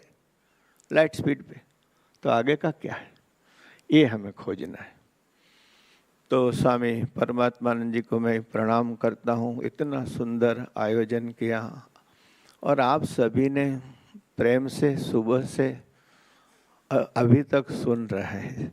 सबसे ज़्यादा धन्यवाद तो आपको है, जोरदार तालियों से बधाई दो अपने को। बड़ा आनंद आया है सभी को सुन करके, प्रणाम करता हूँ। अस्तु, धन्यवाद। जय स्वामीनारायण, जय भारत। बहुत बहुत धन्यवाद परम पूज्य स्वामी जी। अभी यही श्रृंखला में परम सुख क्या है वैदिक दृष्टि से, उस पे चर्चा करने के लिए मैं आमंत्रित करूंगा परम पूज्य स्वामी श्री कृष्णमणि दास जी को। प्लीज़ स्वामी कृष्णमणि दास जी।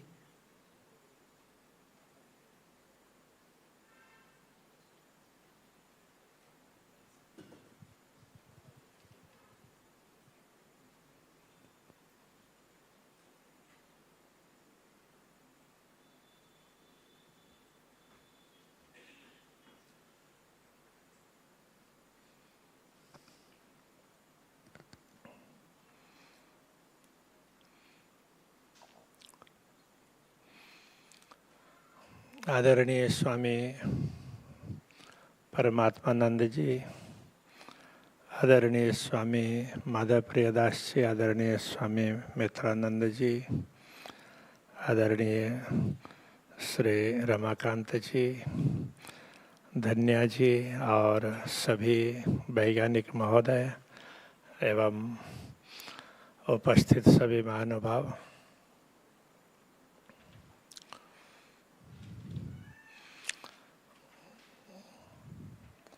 सभी को सुख चाहिए, इसलिए आध्यात्मिक क्षेत्र के हों या भौतिक जगत के हों, सभी सुख की चाहना करते हैं, ये स्वाभाविक है। तो इसके लिए अभी जैसे स्वामी जी बता रहे थे, सुख को हमने दुनिया में ढूंढा,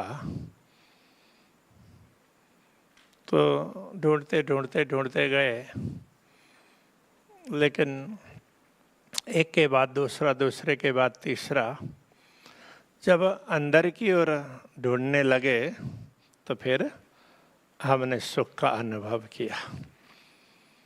सुख है, ये अनुभव करने की बात है। हमारे शास्त्र तो कहते हैं तुम स्वयं आत्मा हो और तुम स्वयं सुख स्वरूप हो, आनंद स्वरूप हो। जब तक हम बहिर्मुख होते हैं, वैसे तो हमारे उपनिषद कहते हैं परांची खानी व्यतृणत स्वयंभू तस्मात् परांग पश्यति नान्तरात्मन। ये शरीर प्रदान किया तो इसमें इंद्रियां बहिर्मुख बना दी, तो इसलिए सब बाहर ढूंढते हैं। तो इसमें कोई कोई व्यक्ति कश्चित धीरः प्रत्येक आत्मानम ऐक्षत, कोई कोई चिंतनशील व्यक्ति, धैर्यवान, धीरजवान ऐसा होगा तो वो स्वयं को देखने के लिए प्रयत्न करेगा। तो स्वयं को देखने का तात्पर्य, हम इंद्रियों से देखते हैं तो विषय दिखते हैं, और दूसरे भी इंद्रियां हैं जिनको हम अंदर की इंद्रियां कहते हैं, अंतःकरण।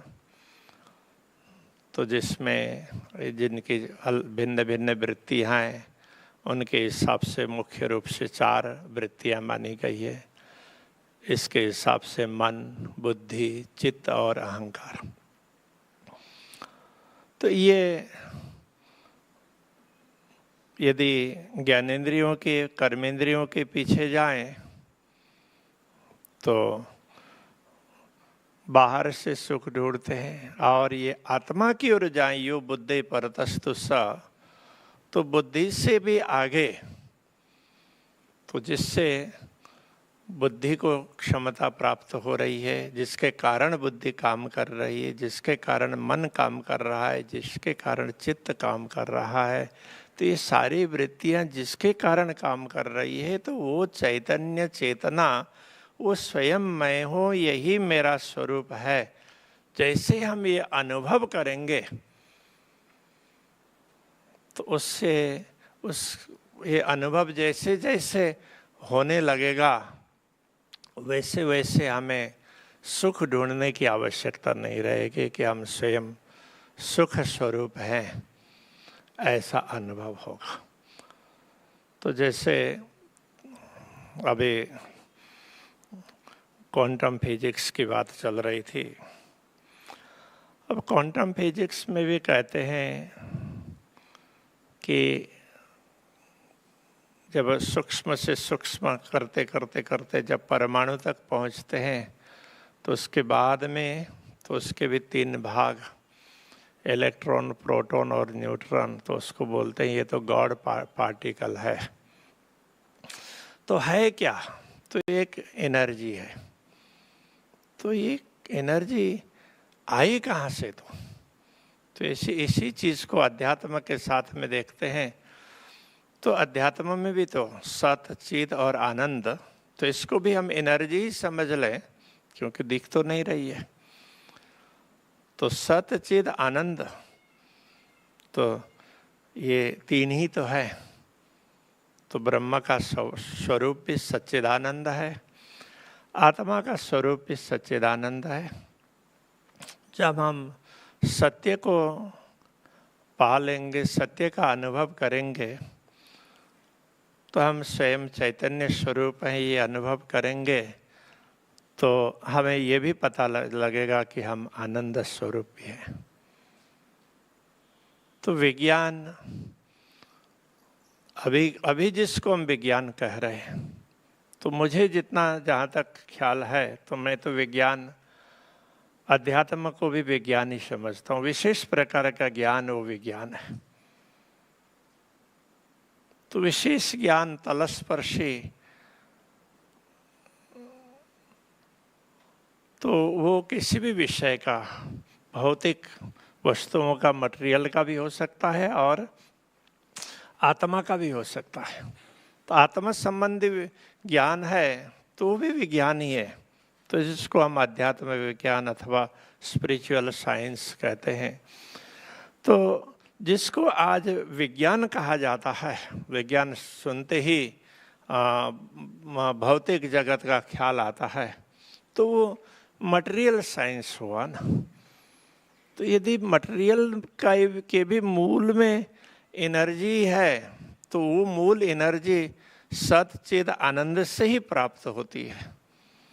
तो इसलिए सबका मूल है तो वो आत्मा है। तो उस आत्मा को ही प्राचीन समय में तो आत्मा शब्द से सब कुछ समझा जाता था।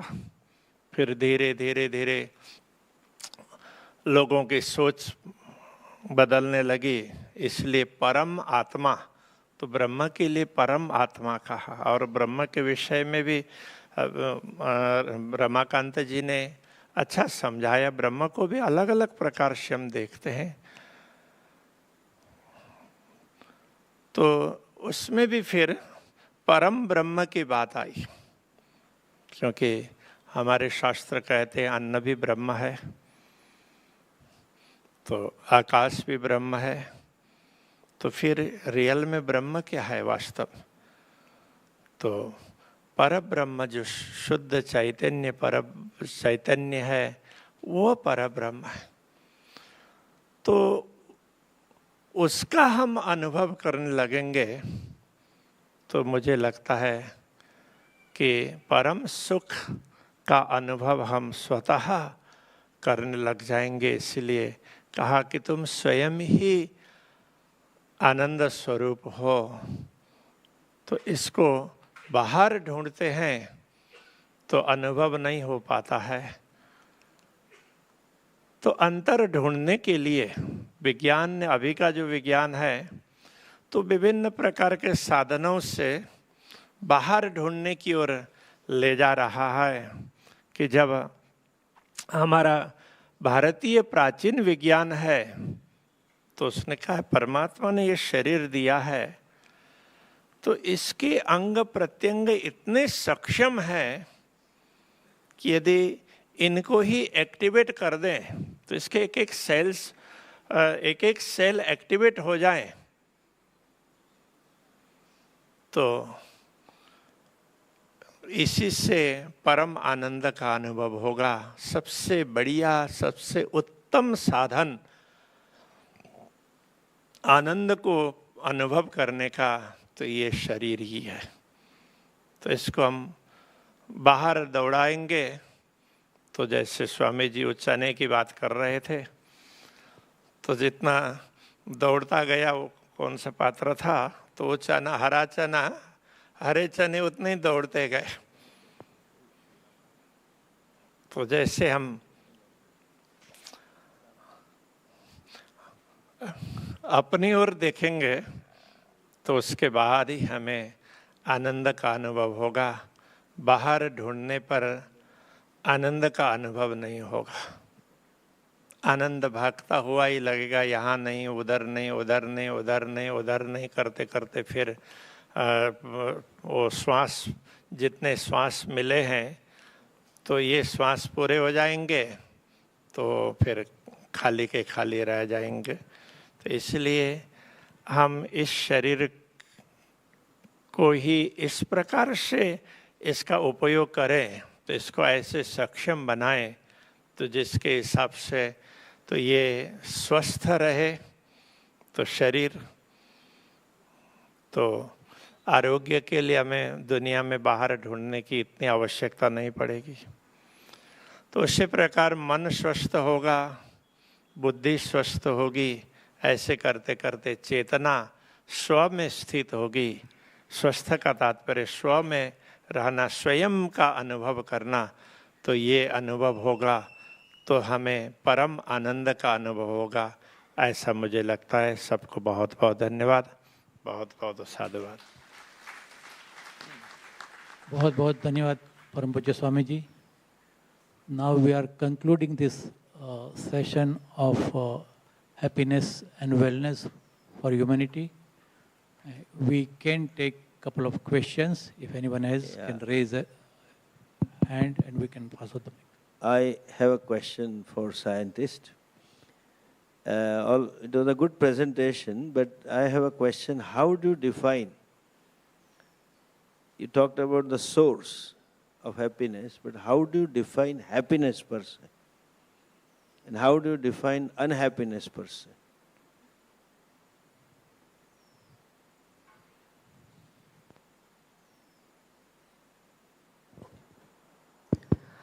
So, like most of the complex phenomena, there is no general definition.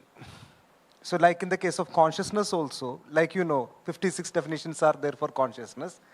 So here there are mainly two definitions are being promoted by the psychologists. One is called the happiness as a state of mind with pleasantness in it.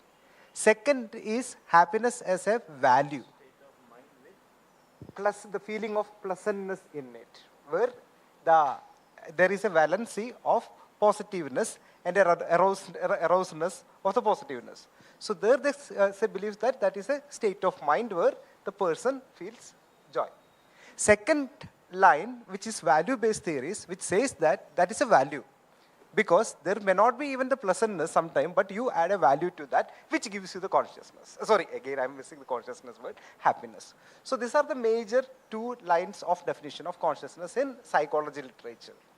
Sorry, again I'm missing consciousness, I don't know why. It's there. So the third line is telling that, So the third line says that the first line and the second line, that's what I used the example of couch potato, where you are having a pleasant feeling and you value that, but at the same time, third line of thought, that is actually the eudaimonia group, which comes from Aristotelian view and all that, they believe that until and unless the person gets is not able to fulfill the humanistic abilities, he cannot be considered as a happy person. So that is more like an external kind of analysis. Other is like, one is where the person feels happiness, even if the others feel that he is not unhappy. Second, he values that, adds the element of value. And the third element, he reaches the transcendence or the humanitarian capabilities to the club. Now the first and the second are independent or interrelated? So sometimes what happens that if there is a situation where the person feels happiness but don't give the value, that is also a situation there.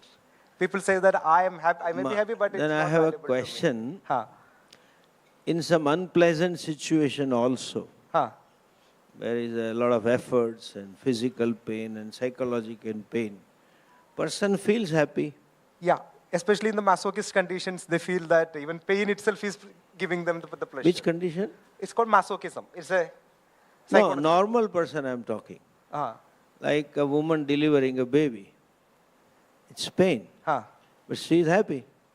Or like those go-getters taking upon a challenge and achieving something.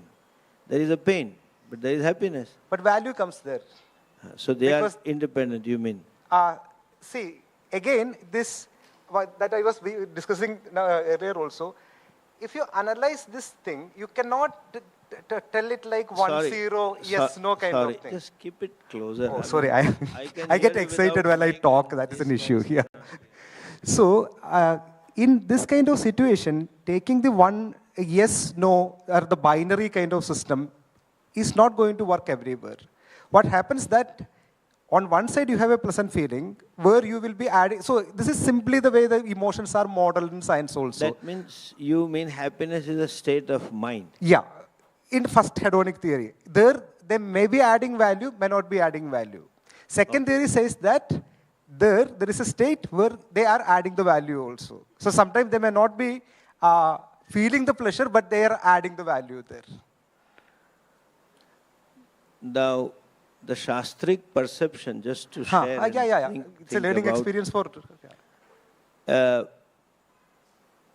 Happiness is centered on I, the person.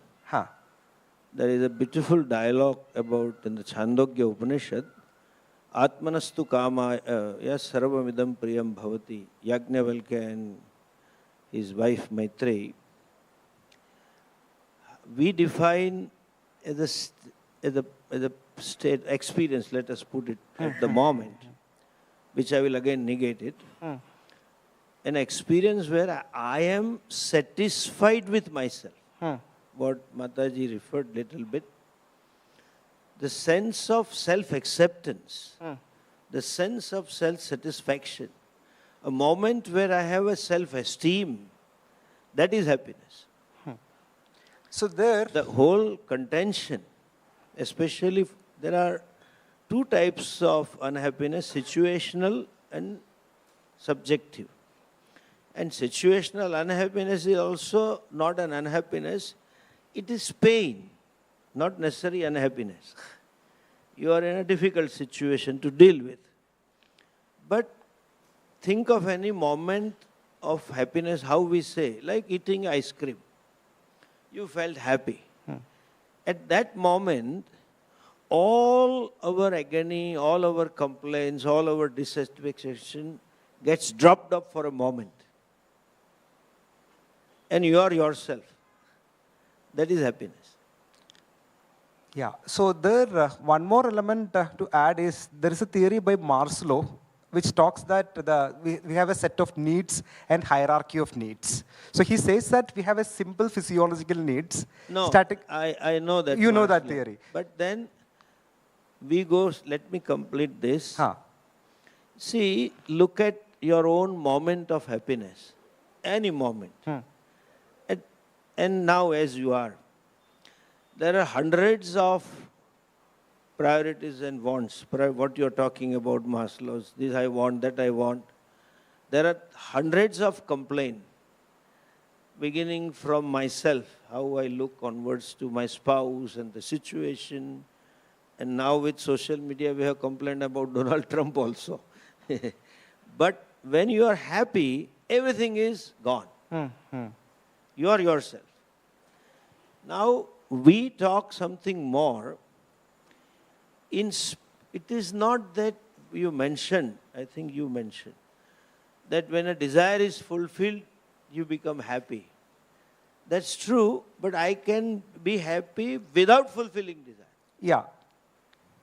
And in spite of number of desires unfulfilled, I can be happy. So one of the point which describes this contemplative practices and achieving happiness through that practices, that kind of experts suggest that since happiness is an internal property or a state, you can generate it through the practice. No, I am not talking of experiential happiness. So even practice-born happiness, what we talk is the knowledge-based. So even experience has to reach the knowledge level to understand that. So yeah, even the emotional that is theory, true, yeah. But it is not even experience-based. What I am talking is, you are happy. Yeah. You don't need any practice. Like you are so-and-so, you don't need any practice to discover your so-and-so. That awareness is there all the time. Our scriptures talk about, in spite of unhappiness or so-called happiness, right word is difficult situation which is difficult to deal with, and situation not difficult to deal with. That is happiness. So I have a question here to learn from you. So then why we are not able to maintain that happiness, even if True. after knowing that? There again, what you call it subjective value comes into picture. It is other way around. It's like when you said there is a value which is purely subjective, that subjective value alone is a cause of unhappiness. That subjectivity. For example, let's say you got a jackpot, $1 million. But then your value, subjective value that I should have 5 million will not make you happy. So unhappiness is caused because of twofold. The human being always lives subjectively. We don't live in the world of Ishvara. We live in our own world and we want the world to be tailored the way I want. Yeah. Beginning from myself. I mean, this is the body that is given. There is a subjectivity that I should be a fair skin. Whole cosmetic industry runs because of subjectivity. That's all they talk.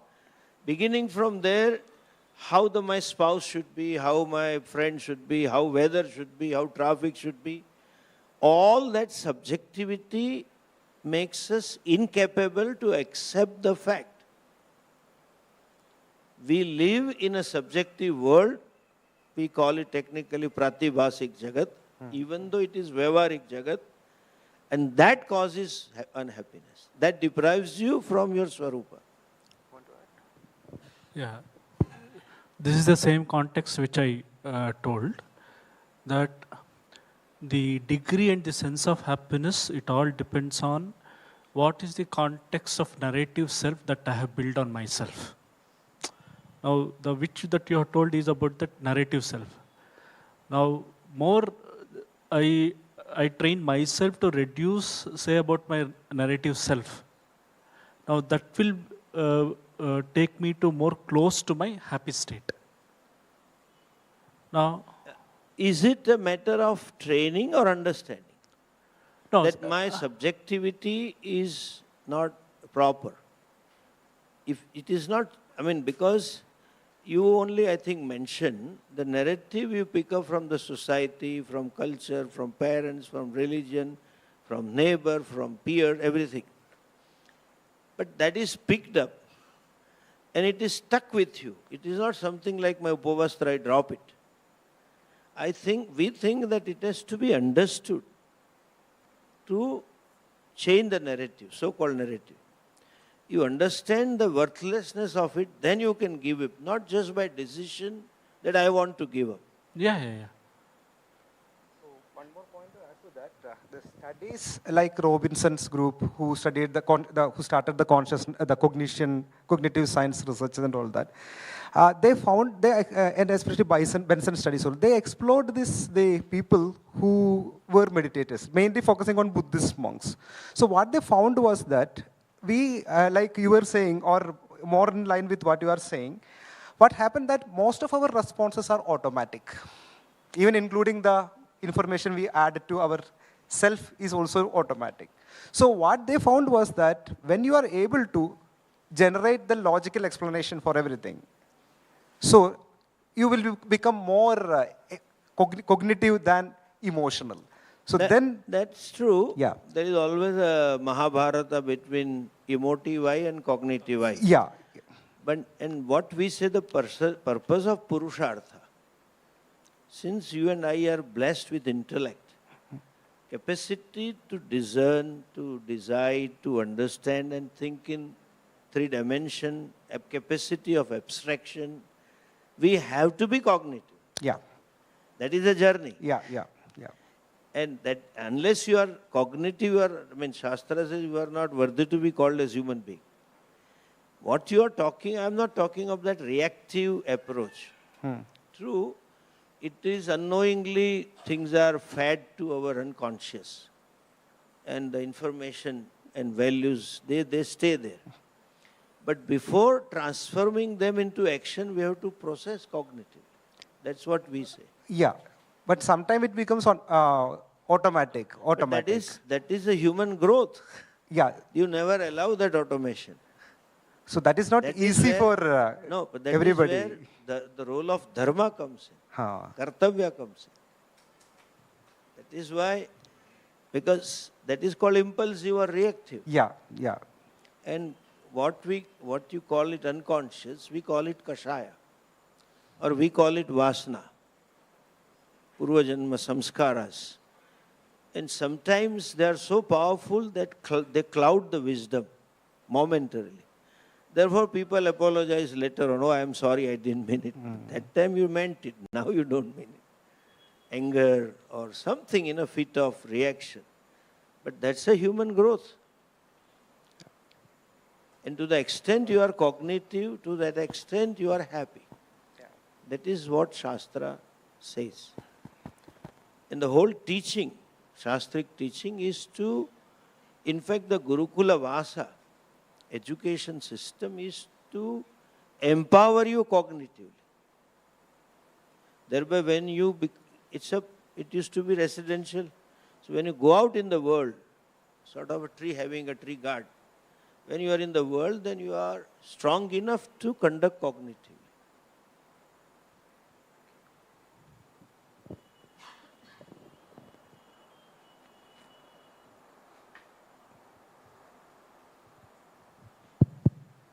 Yeah, namaste.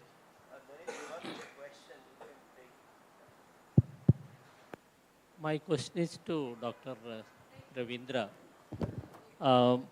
You told about that experiment which can measure or brain or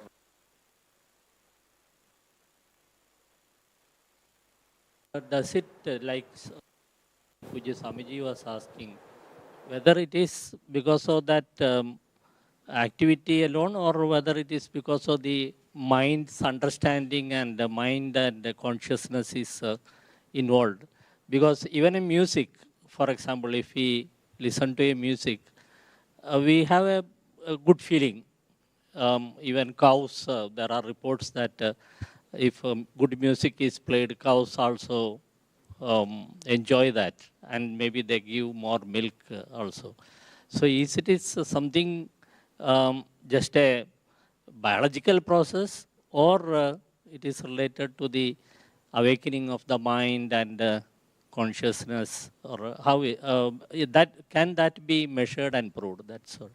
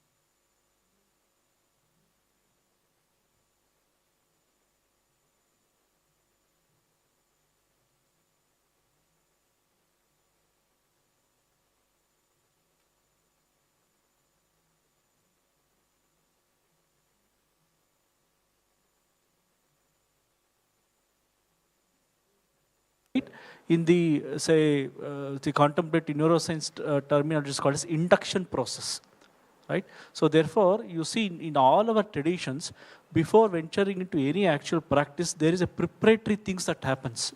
Now, these preparatory things is what that it prepares my, say, my neural network and also my mind-body complex to certain extent to receive that what actually core that I need. So therefore, it is both the interaction between, say, my biological process and the input that is coming up. So it brings about the particular, say, experience. So it is a combination of both is what I want to say.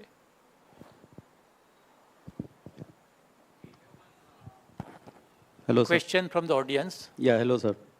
Should I read it? Sir, I have two questions. One is for the spiritual gurus. Is there life anywhere?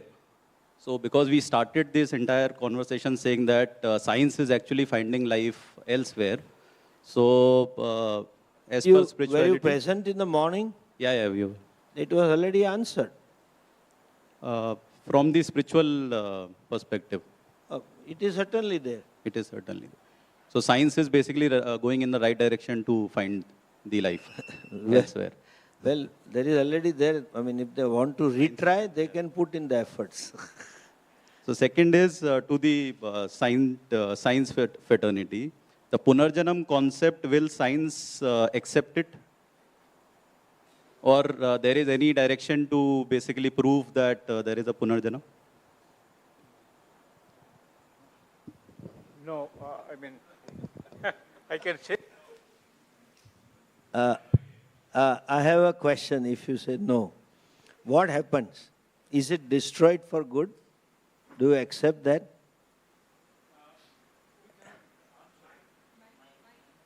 Yeah, please. No. Do you accept that anything that is there is only conversion or transformation of energy?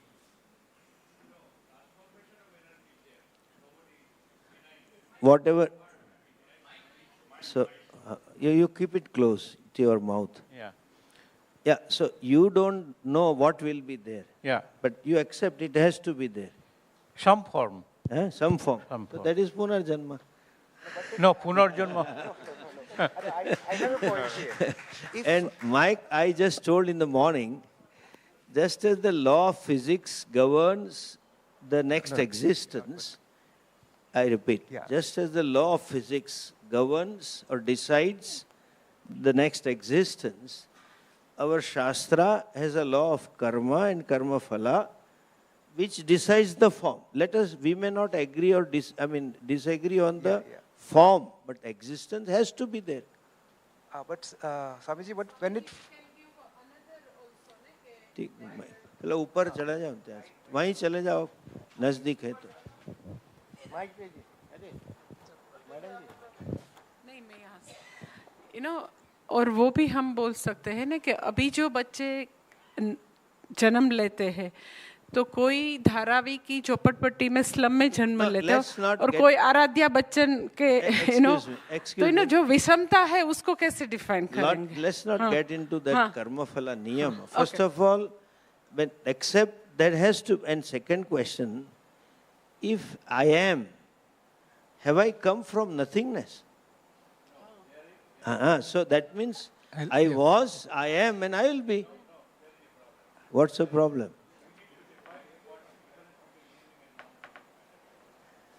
I'll still give you a benefit of doubt. It may be non-living also, I don't care.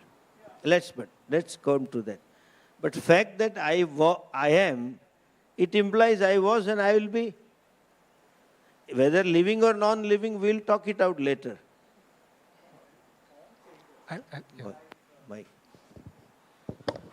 When I becomes water, water becomes vapor. Okay. It's three different things, correct? Even though the Fine, water molecule is fine. same, so can we call the ice when it melts and convert water as the punarjanma of ice? Why you are stuck Properties with, are different. Let's keep the Janma aside. Why you are stuck with the obsession Punarjanma? I am just saying, okay, existence has to continue. One. And even the form or the property changes, that also we say, the fellow is a human being, did so, he kept eating outside all pani puri, bhel puri, dabeli, so became a pig. That's the form has changed. But so we have 84 lakhs yonis. No, continuing with what Cesar sir asked, then what about dissolving into the Parabrahma? If there is no dissolution, you have not understood what is Parabrahma. You can... So moksha I am coming to moksha, you are muktaha. Na baddho na muktaha chidananda, I can show you that. Chidananda rupa shivoham. You are already muktaha. There is no dissolution. It's discovering that I am already free. What we call freedom or moksha is not gaining to be moksha, is discovering that I was always free.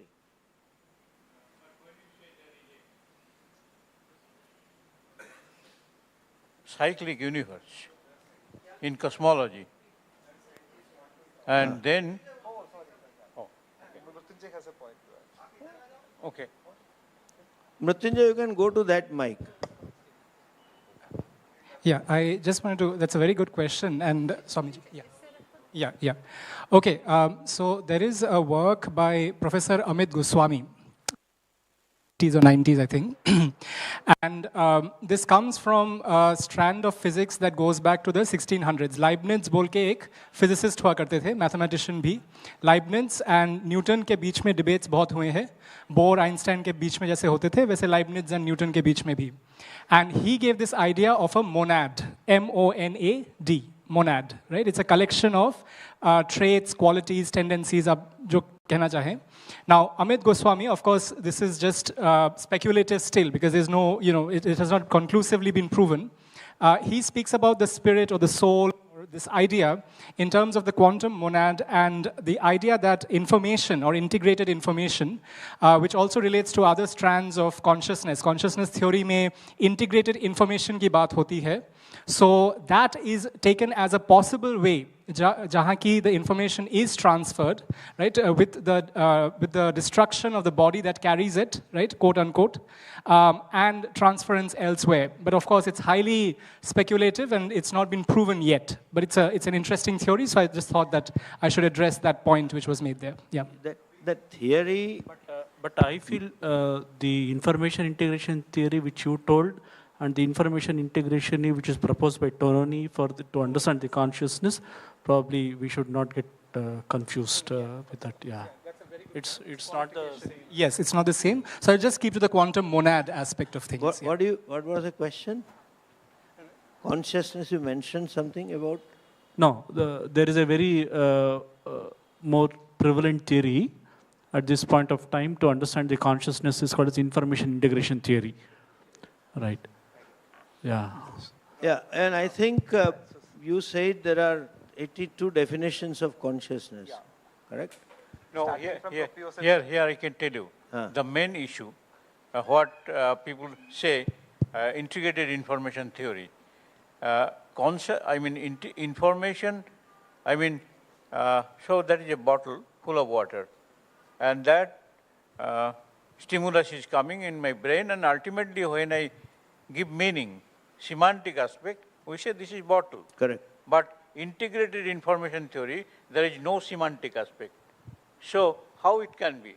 Because brain always interprets also, not only process there is subjective. You don't see what is outside, you see inside. Yeah, but that is not there with integrated in any information theory. Just for your information, Professor. Otherwise, empirically at this point of time, information integration theory has been, say, unconscious states or... Let's keep that unconscious state aside, but I'll share with you what is Shastric view about it. The perception creates a thought form in the mind. We call it a vritti. What I think you only mentioned about drug drashya in the morning, yes. The whole thing is that same discussion. That drashya vritti is seen by drashta. So you don't see the object outside, you see the thought form that takes place in your mind. Therefore, our standard example is Rajju Sarpa. That there is a rope, but somehow there is a cognition or vritti, sarpakar vritti, and you saw it and you claim it to be snake. So, the integrated or non-integrated, whatever you call it, but Shastric or with, our Hindu perception is that corresponding thought form. And when I say thought form, corresponding, not necessarily form means this. Words also have a thought form. There is a, because when I speak, someone, no, you say it like that. I said, I never said so. So the thought form is in terms of word, thought form in terms of smell, thought form in terms of taste, thought form in terms of touch also. That's how the blind man touches and says, this is that. More often than not, they are right, but sometimes you have to correct that your thought form is different. So different vrittis take place in mind. When I say form, I repeat, not form means not shape. Form means corresponding to Shabda Sparsa Rupa Rasa Gandha, and there is a drashta. And what we say, again I would clarify, people talk you are sakshi. No, we go, that is a wrong interpretation of Shastra. The sakshyam is not separate from me. What is witnessed is me, not separate from me. People say you are sakshi, you are sakshi. So many people keep talking. That's not true. If it is a sakshi, then they are establishing dvaitam. If it is a sakshi, then I am limited to this body. Unless they become one, I am purna madaha purna. And when you say cognizing forms, that is essentially attaching meaning. Well, attaching meaning comes because of your, what they call it, conscious mind or unconscious mind or whatever conscious. That mind has samskara, what we say, and that attaches name or understanding. A question to the science community, scientist here. In Vedanta, we say this is gross body and it has a subtle body, Sukshma Sharira and Karana Sharira. So what is your idea of subtle body? Is the mind, brain you consider as mind is separate from brain?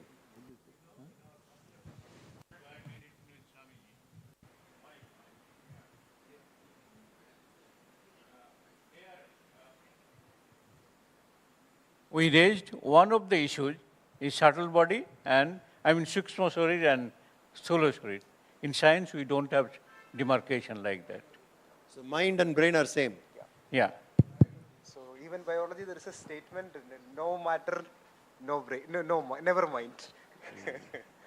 Means if there is no, never mind. Oh, maybe. I have a question. He has a question. And I'll conclude. When you now have you defined mind and brain, or because now psychologists, not therapists, psychologists call it just chemical imbalance. No. What they call it, mind is only some chemicals. One of my friend, he is my mentor also, he is a great brain researcher, Professor Carl Pibram. Once in a week he used to my office in USA and asked, he said, where is my mind? So that means he wanted to ask whether it is completely because of neuronal activity. You please hold, Dr. Singh. You hold him help him to... So he wanted to mean it that it is associated my neuronal activity, nerve cell activity. Yeah. It is not beyond that. Yes, because psychiatrists don't accept this generally, the therapy part. Sometimes. Psychiatrist, we have a psychiatrist. Generally, I said, therefore I don't make it. See, one thing we have to understand is, of course,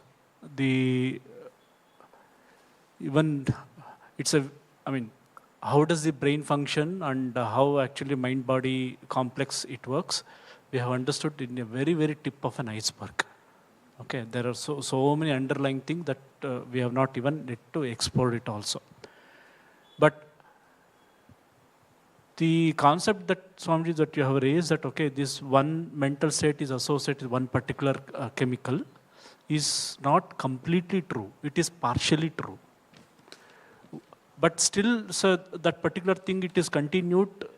This because, say for example, 10 years, a decade before, or a 15 years before, that was a concept in which we have understood that this is how the brain works.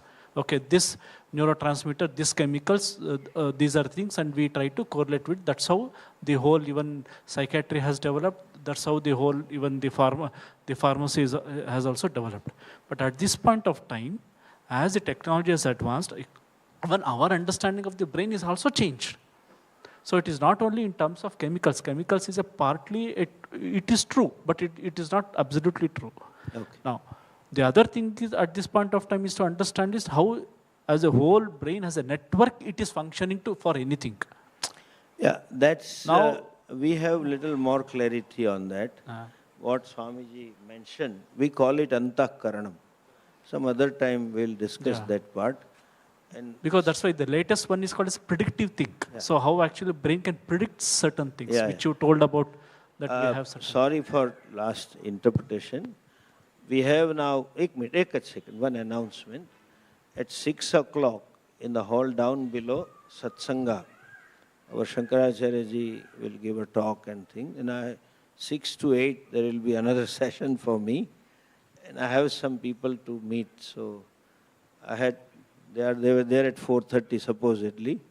So please excuse me, I'll take leave. You can please continue up to 8 o'clock also. Okay, this hall is meant for that. So I don't mind. And I again thank you, all of you. And I think we will create a new email ID or phone number, whereby those of you still have questions or to give input, can talk it. So I have to go. You please continue with your question. So Shankaracharya ji is waiting, something is there. 6 baje.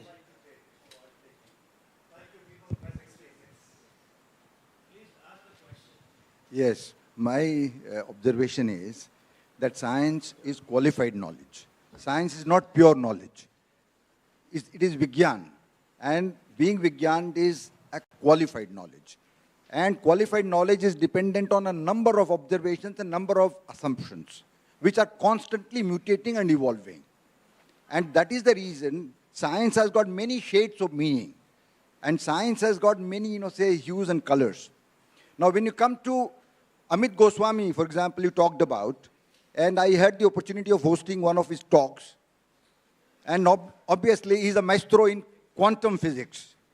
The entire medicinal science today is based on Newtonian physics, Cartesian physics, reductionist physics. And therefore, whatever we call as scientific need not be taken as the ultimate or gospel truth.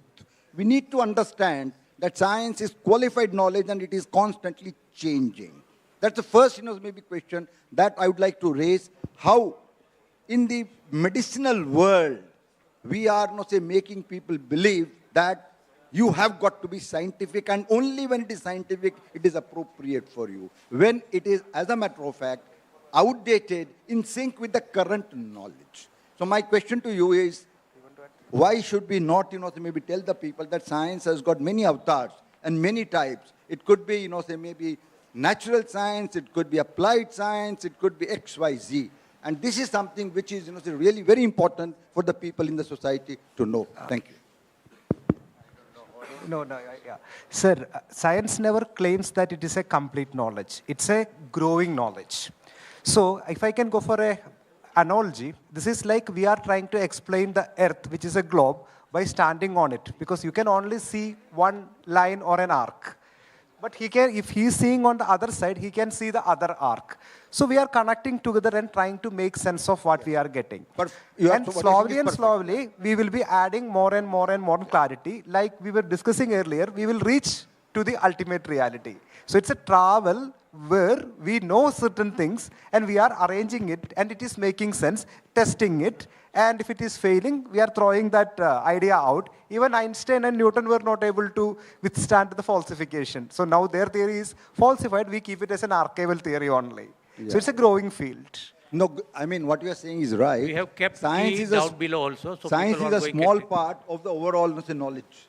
Science is a small part, and since the science is completely dependent on what you can see, what you can verify, and what you can say maybe is that say maybe correct or not correct.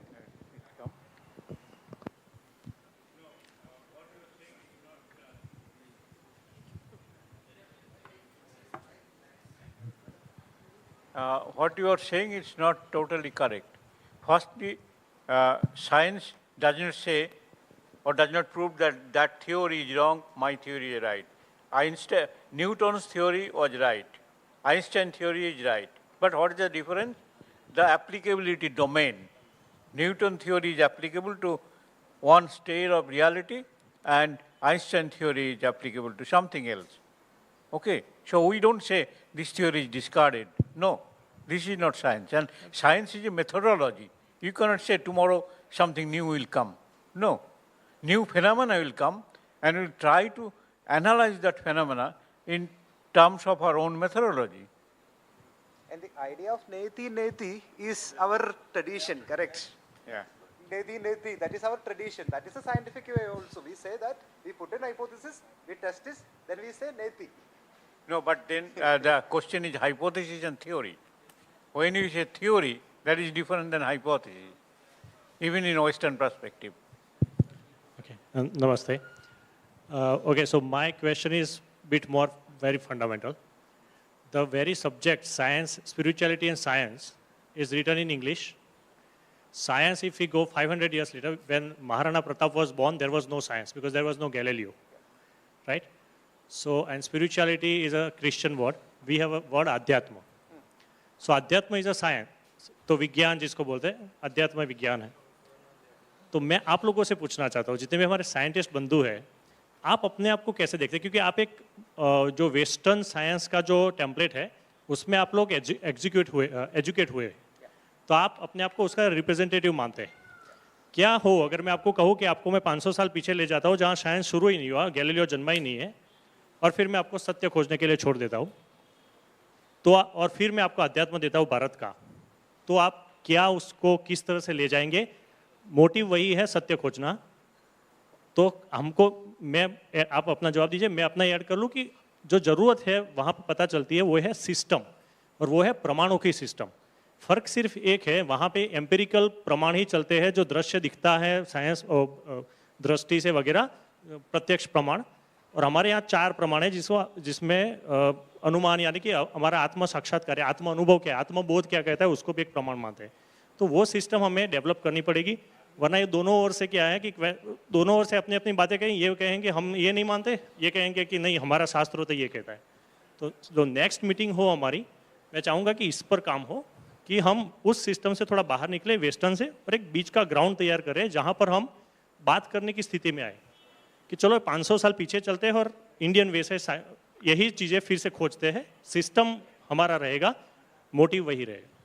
No, I think one of the main issue is lexicon. Terminology we use in what we call within quote European science, okay? And terminology used in our Shastra. Both parties, they do not understand. Not just I do not understand their language, they do not understand my language. Okay? So we need to make a lexicon, and then we have to be in a dialogue to stretch that lexicon to our domain if possible or not. Otherwise, this kind of dialogue will not be successful. Yeah. I think what he's trying to say is the mode of knowledge generation and access, right? Which is, I think, what you're trying to say, right? Praman ki baat jab aap kar rahe hain. So I think there are the praman that we have in the darshan, it's very clearly kind of spoken of, which is pratyaksha, you have inference, you have various aspects of it. So that for any system of knowledge generation and truth seeking is relevant, right?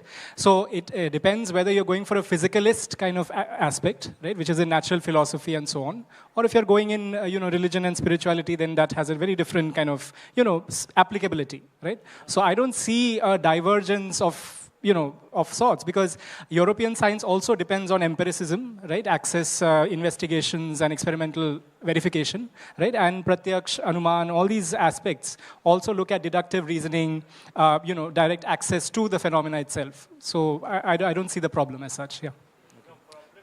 Huh. Because when we say that, I mean, we don't understand.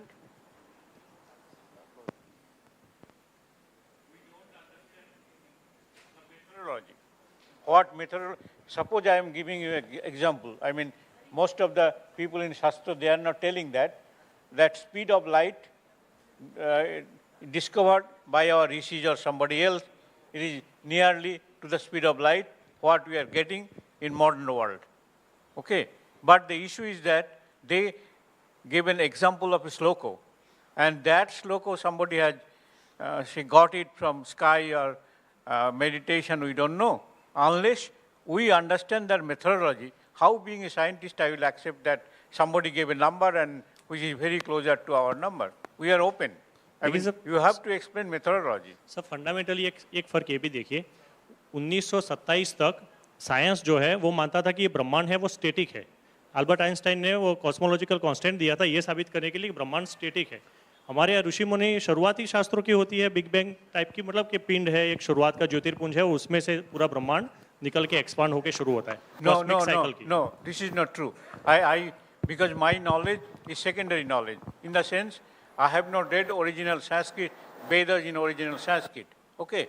So from secondary knowledge, say, they did not talk about Big Bang at all. They are not saying about Big Bang, but they are saying expansion of universe. And then the cycle.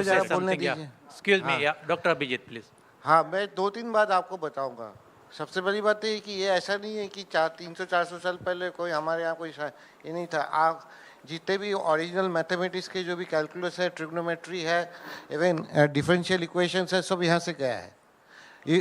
Okay sir, सब यहाँ से गया है. Surya Siddhanta, if you take up the first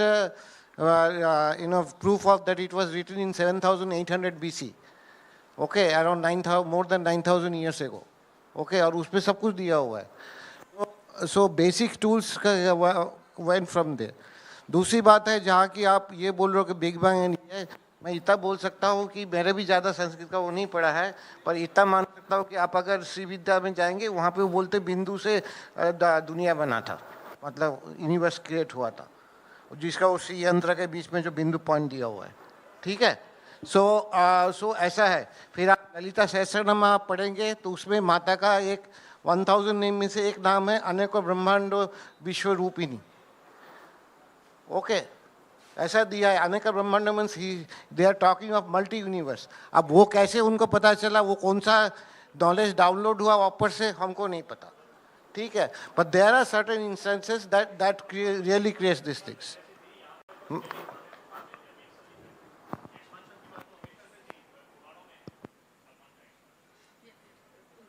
No, can you say something what you are telling about? We'll come to you. Hello.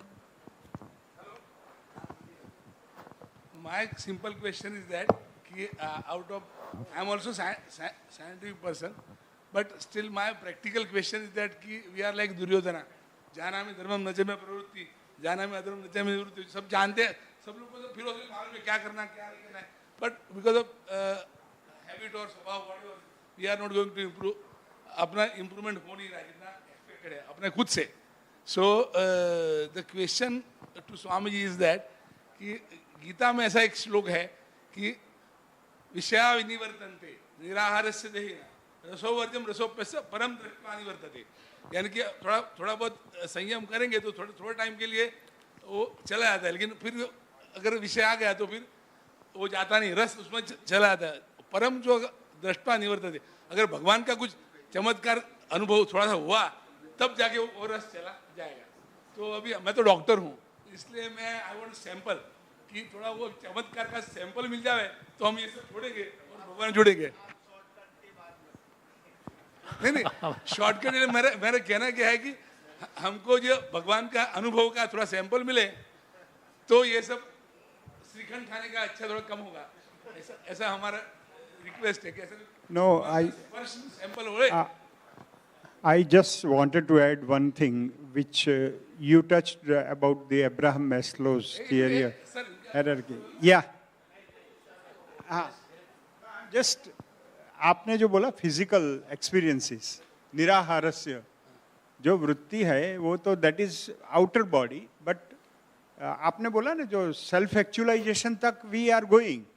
But what spirituality is teaching us is that beyond self-actualization, there is a Atma Sakshatkar, where the spirit and the consciousness, means both are same, and mind is little grosser. Brain is the instrument, and all the dopamine to GABA, all the neurotransmitters, they work as per the quantum mechanics, what we discussed in matter and energy. But I think what subjective experience we have to understand, then when mind is coming nearer or to understand that there is a Sakshi, there is a Atma, which is overseeing it, then this can be explained happiness and unhappiness. That's our understanding, of course. आपने बड़ा अच्छा प्रश्न उठाया. हमें गीता जी का ये श्लोक ठीक से समझना चाहिए. विषया विनिवर्तन्ते निराहारस्य देहिनः रसवर्जम रसोप्यस्य परम दृष्ट्वा निवर्तते. यहाँ पर परम दर्शन होने के बाद रस की निवृत्ति होती है, सब कहते हैं, लेकिन ये ठीक से अनुवाद नहीं है. ये दो बात है यहाँ. एक तो अनुभूति से अनासक्ति आती है. जैसे आप बहुत बड़े भवन में रहते हैं तो आपको कभी झुपड़पट्टी का स्वप्न नहीं आता है, क्योंकि आपने बड़े भवन का अनुभव कर लिया है. तो जो आत्म तत्व का अनुभव कर लेते हैं उनके लिए तो ये सारी निवृत्ति हो जाती है. लेकिन इसमें एक दूसरा भी भाव है. क्या है? हम जैसे जो साधारण लोग हैं उनके लिए परम दृष्टवा का अर्थ क्या है? यदि हम परम सुख की लालसा में, परम सुख की श्रद्धा से यदि हम चलते हैं तो भी धीरे धीरे हमारे राग निवृत्त होते हैं. जैसे आपने जीवन का बहुत उच्चतम ध्येय मन में निश्चित कर लिया है, अब उसके लिए आप प्रयास करते हैं. ध्येय आपको मिला नहीं है, लेकिन आपको श्रद्धा है कि ये मुझे मिलेगा. इस श्रद्धा से जो आप चलते हैं, जो सब्जेक्ट यहाँ मेथोडोलॉजी का है, यहाँ टोटल ऑपोजिट डायरेक्शन में श्रद्धा आती है. वेदों में, शास्त्रों में हमारे अनुभव युक्त महापुरुषों के जीवन से हमें पता होना चाहिए कि उन्होंने ये प्राप्त किया है तो मैं भी कर पाऊंगा. इस प्रकार से हमारे पुरुषार्थ जारी रहेंगे तो धीरे धीरे हमारे जो राग है वो भी निवृत्त हो जाए. ऐसा नहीं है कि भगवान के अनुभव के बाद तो होता ही है, लेकिन श्रद्धा से उन रास्ते पर चलेंगे तो भी हमारे राग निवृत्त हो सकते हैं. चमत्कार का शॉर्टकट मत लीजिए, बस प्रयास कीजिए भीतर जाने का. और ये चर्चा में जब सुनता हूँ मुझे बड़ा आनंद आ रहा है. देखिए, कार जाती है तो हम कहते हैं कार जा रही है, हमारे पास दूसरी दृष्टि नहीं है. ये साइंटिस्ट कहते हैं मास ऑफ एटम्स जा रहा है, उनको मास ऑफ एटम्स दिखता है. इनमें भी जो आगे रिसर्च किया है वो कहते हैं कि क्वांटम्स जा रहा है. सभी सही है, कार जा रही है, मास ऑफ एटम्स जा रहा है, एटम का जत्था जा रहा है और क्वांटम्स जा रहा है. लेकिन उससे भी जो आगे है वो ये कहता है न कोई आ रहा है न कोई जा रहा है, विशाल आकाश में सब अपना अपना कार्य कर रहा है। तो जैसी जिनकी दृष्टि होती है, साइंस की एक दृष्टि है, शास्त्र की एक दृष्टि है। तो हम जहाँ तक समन्वय करना अनुकूल समझे, हमें समन्वय अवश्य करना चाहिए। लेकिन सत्य इतना महान है, इतना व्यापक है। ये चर्चा चलती थी तो मुझे नचिकेता का संवाद याद आ रहा था कि नायम अस्ति इति एके, चायम अस्ति इति एके।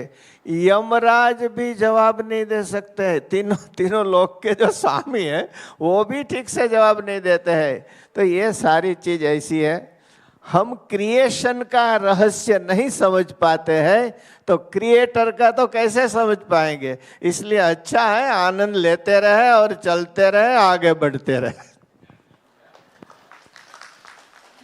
Thank you, Hari Swamiji. Om. Namaskar. Last question. As I understand, the spiritual leaders and the scientists agree that mind is man. Mind is everything. As the mind, as the individual. If mind is not ready, and in life, when challenging situation and unpleasant these events and pairs of opposites are to be faced, if mind is not strong enough and pure with discipline and prayerful attitude and sadhana, then it may lead to the anger, then dissatisfaction, frustration, shame, regrets, etc. The Bharat is a young country, and it is a blessing. It is considered blessings. But if this young generation is grow up healthy and disciplined, then it is a blessing. Otherwise, it may turn into the curse.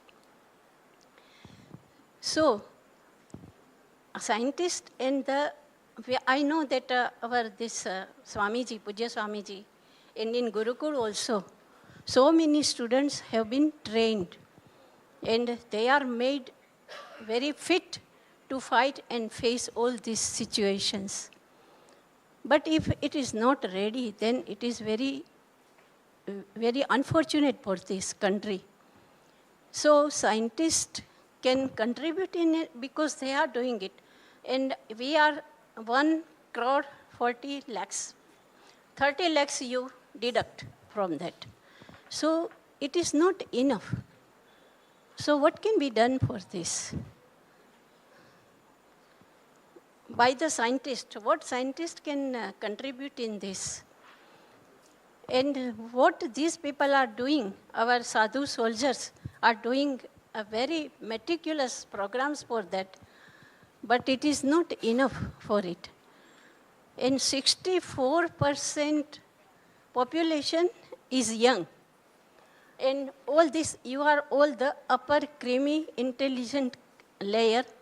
All these are the 5% who are very fortunate and have a very good atmosphere to grow up.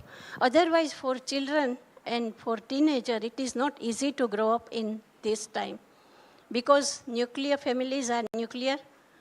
The parents are busy and they have their problems and they are exposed to so many cultures and so many things by medias that they don't know what is wrong and why, and what is right and why.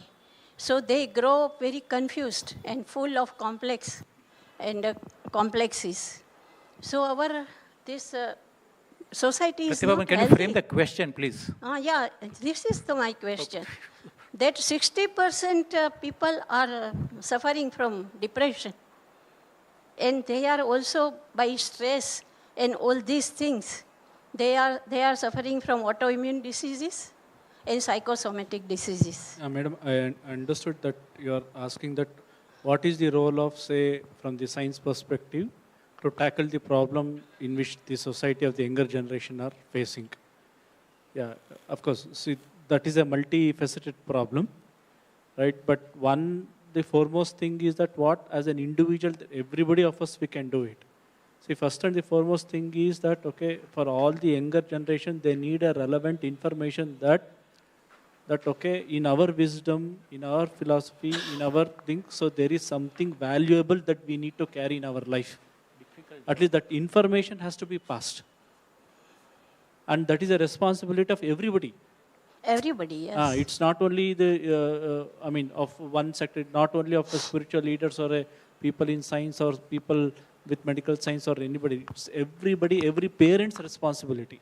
So first and the foremost thing is that you please acquire the knowledge, the relevant knowledge that is present and try to pass on. That is the first step. If we can really do this first step, then subsequently many things can happen in a very, very specialized way. And when we are discussing happiness, this is in the relation of the happiness that the scientists have achieved a lot. And there is up to the Mangal and this. But what about the happiness? It should equally, if it is increasing in the happiness, it's okay. But this is for our country's future. That this kind of, and it is a very, very grim situations prevailing in the 60%, more than 60% people are, either they are victim of the depression or some addiction. 5%. Okay, with this, we conclude the session. I think we thank all scientists, all come from Bangalore, Chennai, Dehradun, and also they did a good preparation. And I think we had all interactive session. And we plan to have such kind of conference in future also. And we advise and inform you. So we thank you all. And there is a refreshment and tea down below. So everyone can